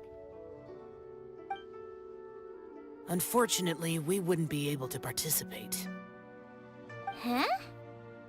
Because we are Adepti. Okay. It must be hard being an Adeptus. Aww. You see, this is what Liyue is like today. The country of contracts is grateful to the Adepti for their protection, but it is no longer necessary for the city to rely on the Adepti's power to solve every little niggling matter. Although their blood is weak, there is still strength to be found in those we call mortals. The time of contracts between gods and Liyue has long since passed. Now is the time of contracts between Liyue and its people. Seeing the port around us now, it is hard not to feel a bit out of place. Wouldn't you say so, Cloud Retainer? Your line of inquiry is askew. One did not spearhead this expedition to Liyue Harbor. Seems like the Adepti have had a change of heart. Let us return now. Eager to leave, Conqueror of Demons. Yes, one understands what the Conqueror of Demons means. The city of Liyue has changed much after our long separation. One fears that by the time one finally grasps the new contracts of Liyue, you humans would have once again changed the place beyond recognition. Fair enough. Away we shall, and return whence we came.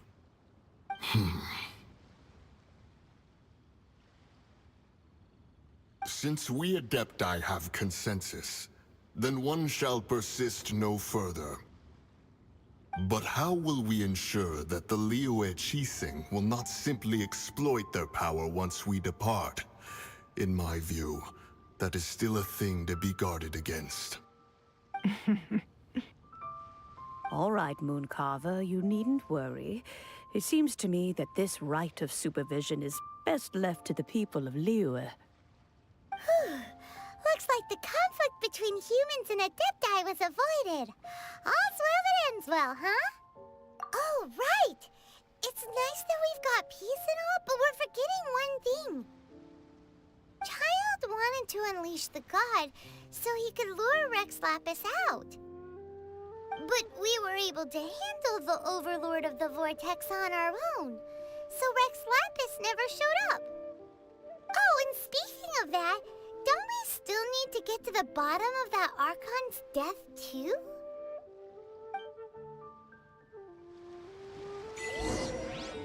Hyman doesn't get it. But isn't the strongest lead we have the Adeptiless rite of parting that we're organizing? No idea where Zhongli's gone. Let's ask for him at Wangshen Funeral Parlor.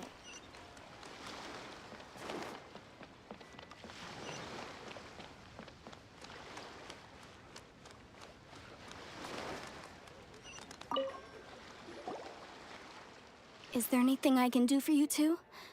I'm afraid that Wangsheng Funeral Parlor isn't in the best state to receive guests. We've come to see Zhongli. Could you please tell him we're here? Unfortunately, Zhongli isn't here at the moment. It seems he went to Northland Bank. Doesn't the Northland Bank belong to the Fatui? Last time we saw Zhongli was before we went to the Golden House. Do you think he doesn't know about the attack on Liyue? Visiting the Fatui at a time like this could only mean more trouble. We had better go and make sure that everything is okay.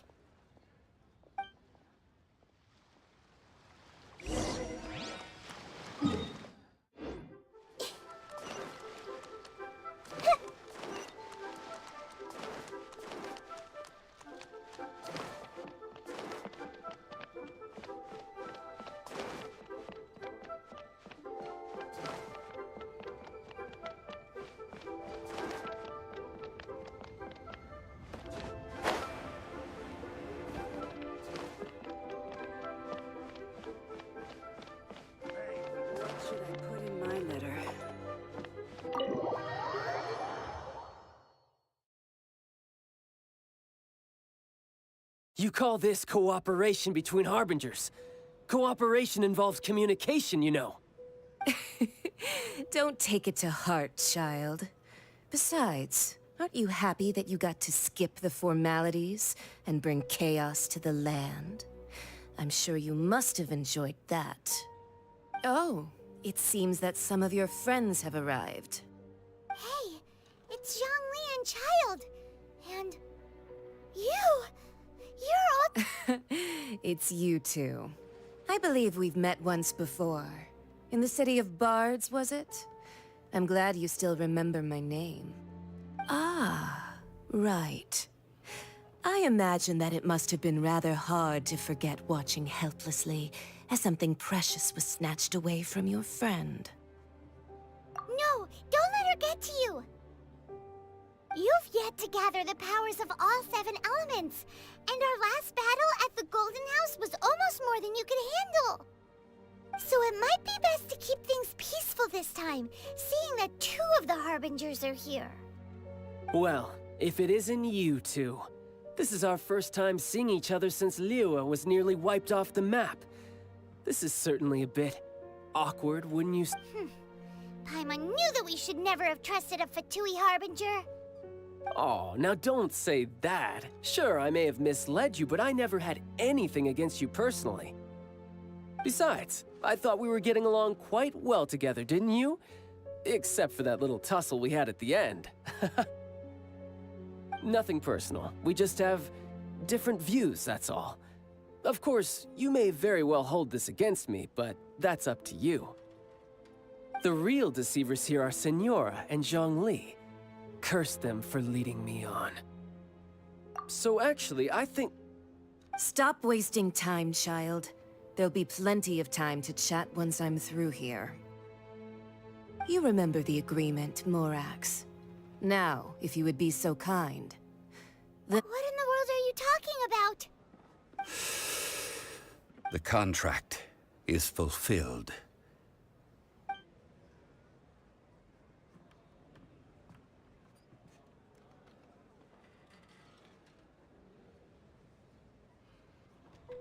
How sanctimonious. What? So you're the Lord of Chio? No, wait! That's an exciting twist and all, but why give the Gnosis to the Fatui? I do not give it for free. I give it as agreed upon in the contract. For it is a matter solely between the Tsaritsa and I. Yeah, you don't think you went a little bit too far with that whole fake death thing? Everyone was preparing the ceremony for you, and splat! This big dragon falls out of the sky, and all of Liyue goes into an uproar. Talk about...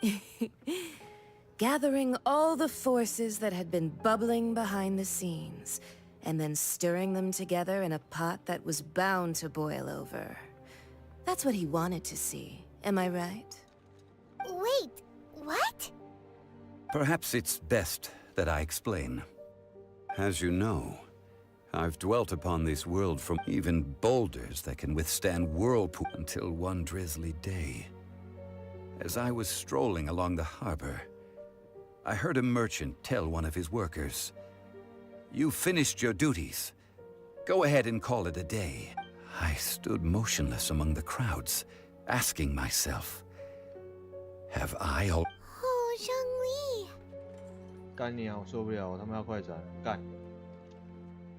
But as I began to consider was Liyue, the city I had dwelt, so I feigned my own death, and gathered the cast of Indeed I was.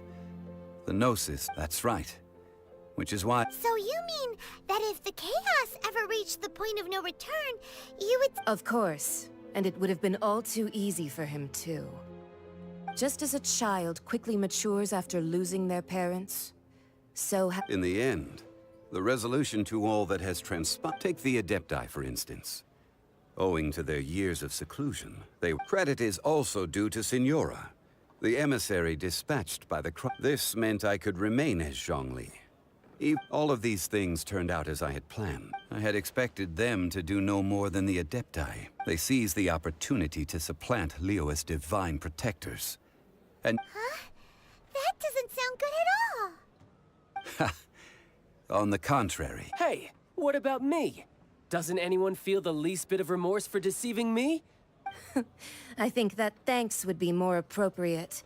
You certainly played no small part in all of this. Wreaking havoc and turning the city upside down.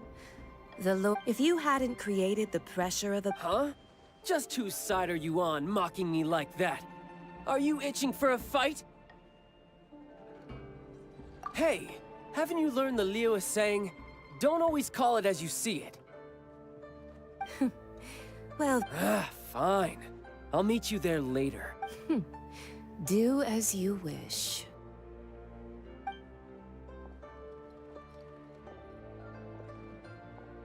Now then, is there anything else you wish to ask me? Right! As young... Realistically speaking. Huh? However, I am the god. My agreement with the As for the bargaining, uncover that answer.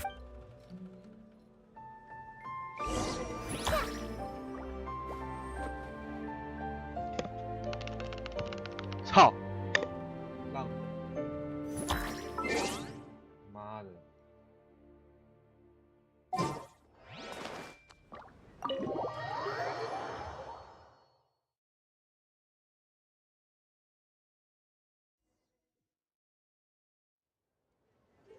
Today's the day of the rite of parting.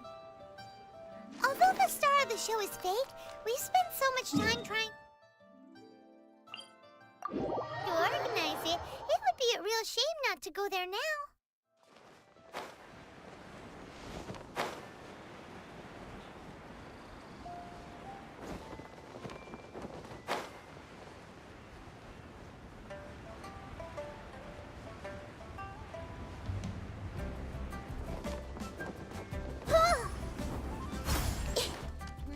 Oh, well, since we're so Rex lap. Oh, come on. There's only one real Fatui.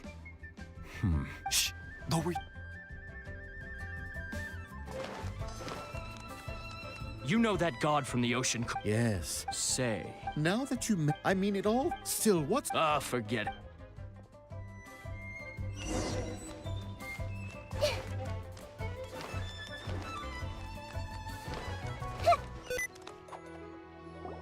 Hear ye all! Though a dragon soar, gods and rumors, and having been thwarted in his, nor are they to believe street-born rumors, or indulge in baseless speculation.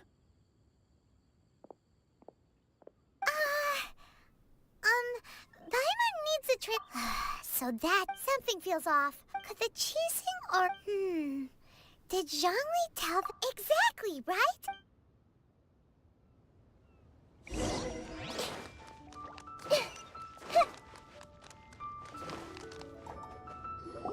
Look, it's Ningguang and Kuch. As said previously, 3,700 years. we, the people of Liyue, The long, unending dream of our... now that we have a... Will you stand... So concludes the words of Her Eminence that does Her Eminence the you... Huh? Traveler. Yikes! She really is looking our way. Is that the traveler who they say defeated the ancient god? So young. The Liyue Qixing always repay their debts. Name your price. You deserve... Whoa.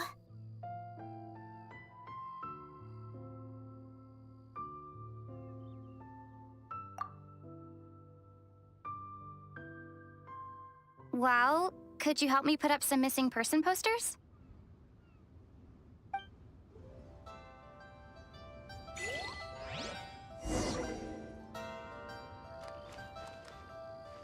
Roping you in was possibly the...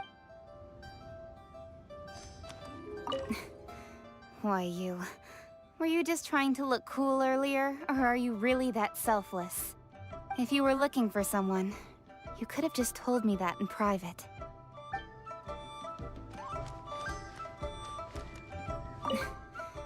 If you were looking...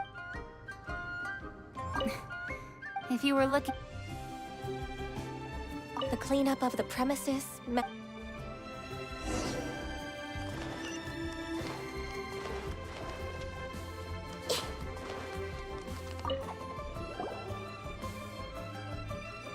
Zhongli! Look at this. Everyone, and here you are looking... Right. If... Ha! You're right. I do like the Mora. As the Rex Lapis Morax, when I was journeying with you, though I... Oh, no wonder! But since you weren't used to not being able to just... Well, we were only spending Fatui money. You don't have to say it like that. In the City of Commerce, we do the Archon Morax. I will treasure the memories that I made as Zhongli. That is true. I fear that continuing your journey may be difficult. Yes, the Electro-Archon Ball. Paimon thinks... That is the case.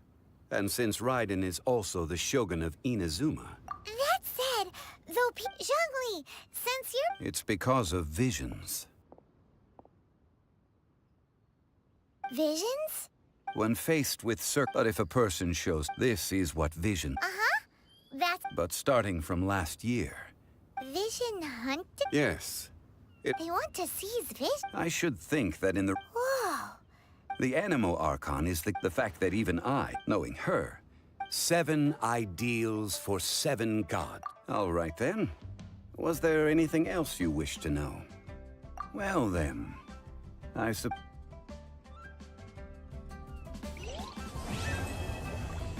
操你妈！我终于搞定了！我干你老师哎！哦，操！我被骂死了！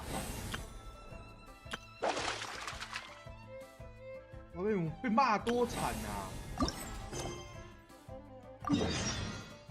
哦。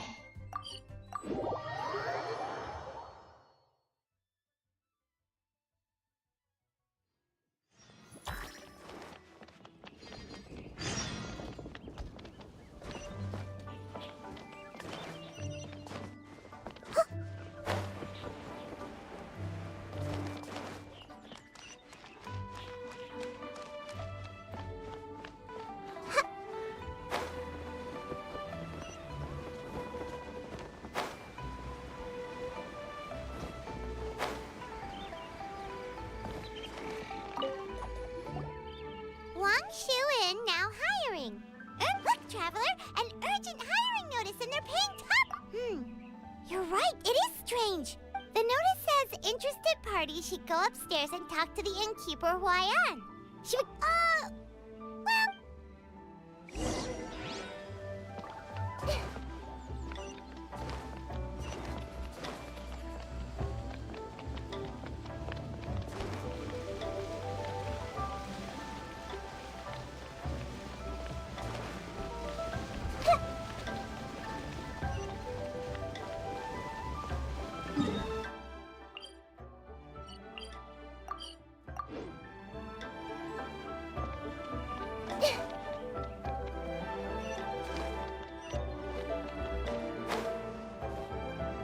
Boss, there's really no need for this. It's... Perhaps not, but continuing to work will only hinder your recovery.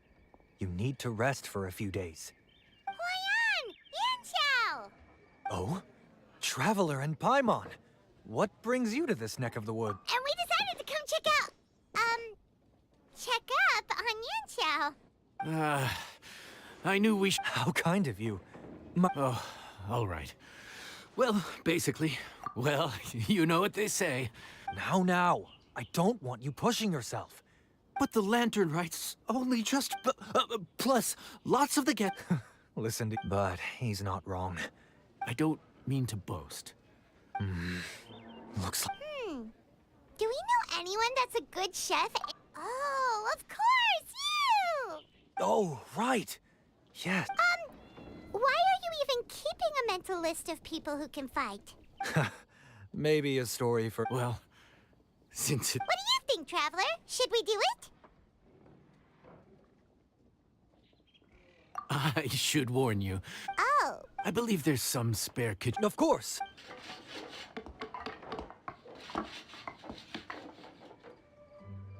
Whew. All done. It's nothing. You really went to all the trouble of building a new stovetop?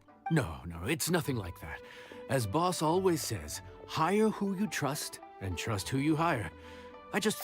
having the right equipment is a... Sometimes cooking is all about being well prepared. That's how you ensure speed. Okay, and what about precision and consistency? Precision all comes down to using your eyes. Where to slice into a particular cut of meat. How much. When you cook for yourself, you can all. Worst case scenario. The final thing you have to. Don't. And of course.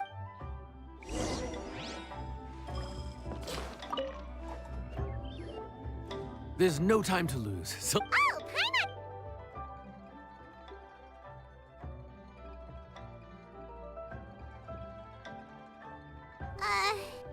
What ticket are we on again? Table 1 was onions, but no chilies. Table 2 was chilies, but no onions.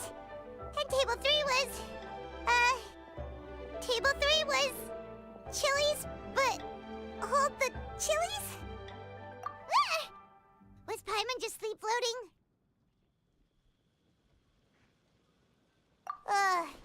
We didn't even get a break in the middle. No, but this is peak season. You both did a mighty fine job for your first time, sir. Luckily, all our customers were familiar. No strange request? Someone... Also, the thing about requests is that they're usually... Excuse me. Are you still open by any chance? Huh? Paimon knows that voice. Let's... What should we do? It doesn't look like anyone's here. If only we'd gotten here a bit sooner. It's all right. If we start building a campfire now, we'll be eating before too long. Right. Besides, if anyone's to blame, it's Linny. So busy being a greedy culture vulture that he lost track of time. Linny, Lynette, Fremine, it is you! Paimon? So, is the Traveler here?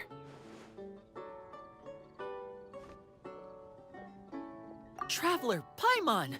What a nice surprise! Paimon was gonna say the same thing! Anyway, so that's how we end. No, quite the opposite, actually. Father said we deserve some rest after every— It's not every day we get this kind of opportunity. Lenny thought it might be fun to spend some time in Liyue. We could hardly pass up the opportunity to watch a Liyue-style magic show. In our time here, we've seen conjuring tricks incorporated into it. So, we decided to stay here for a few more days to see what other forms of... We visited Granny Roshin in Qingsa Village. In the end, though, we lost track of time. We haven't even eaten anything yet. And speaking of eating, we simply had to try some... Oh, need any recommendations? That fish one with the misleading name. Sounds... Oh, you mean blackback perch soup? It looked and smelled so appetizing that... Luckily, that wasn't a... What? Aren't you guys hungry too? Yes. Good question. I doubt we'll be able to decipher the menu, so why don't you recommend some? One more thing. Please, if you have a heart.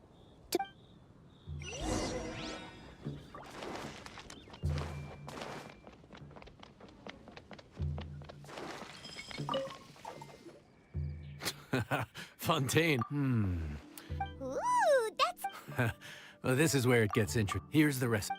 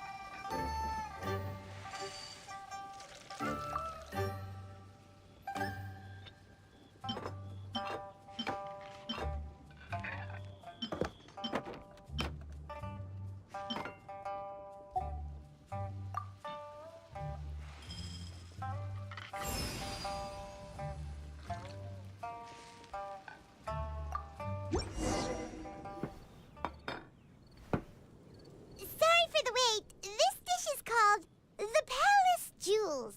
Enjoy.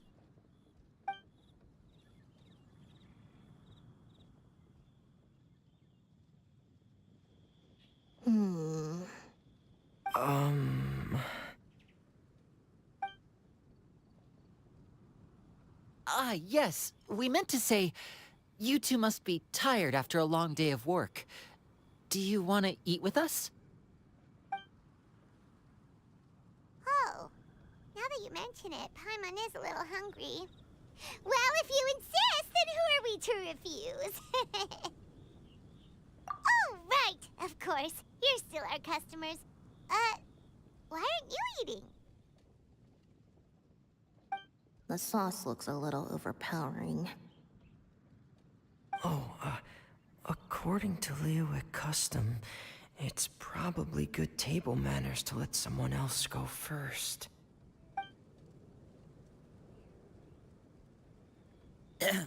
Looks delicious, traveler. I guess I'll dig in first. What is it? Do you need some water? No. It's delicious. The flavor is so pure. It's drenched in sauce, but somehow it just enhances the natural flavor of the seafood. Try it for yourselves. All right.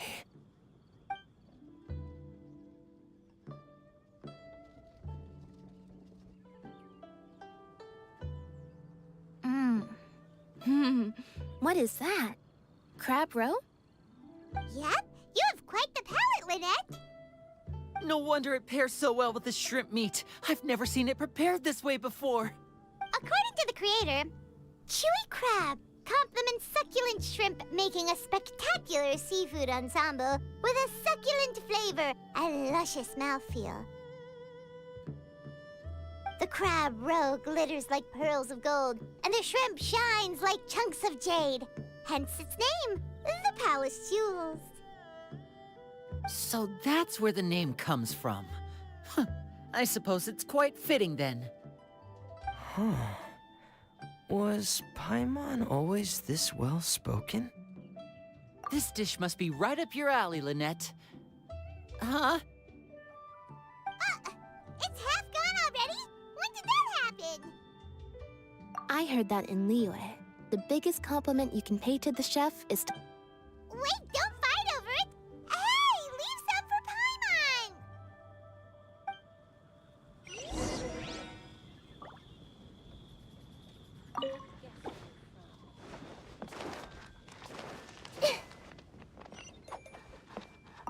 Calorie surplus detected. Digestion mode engaged. Yeah. Well, Linny and I are usually careful about what we eat, because we have to stay in performance shape. That, plus it's generally bad manners to overindulge at the dinner table. But once in a while, it's nice to treat yourself in the company of family. Besides, if I'd waited until my brothers were finished trying to out-polite each other, the food would have gone cold.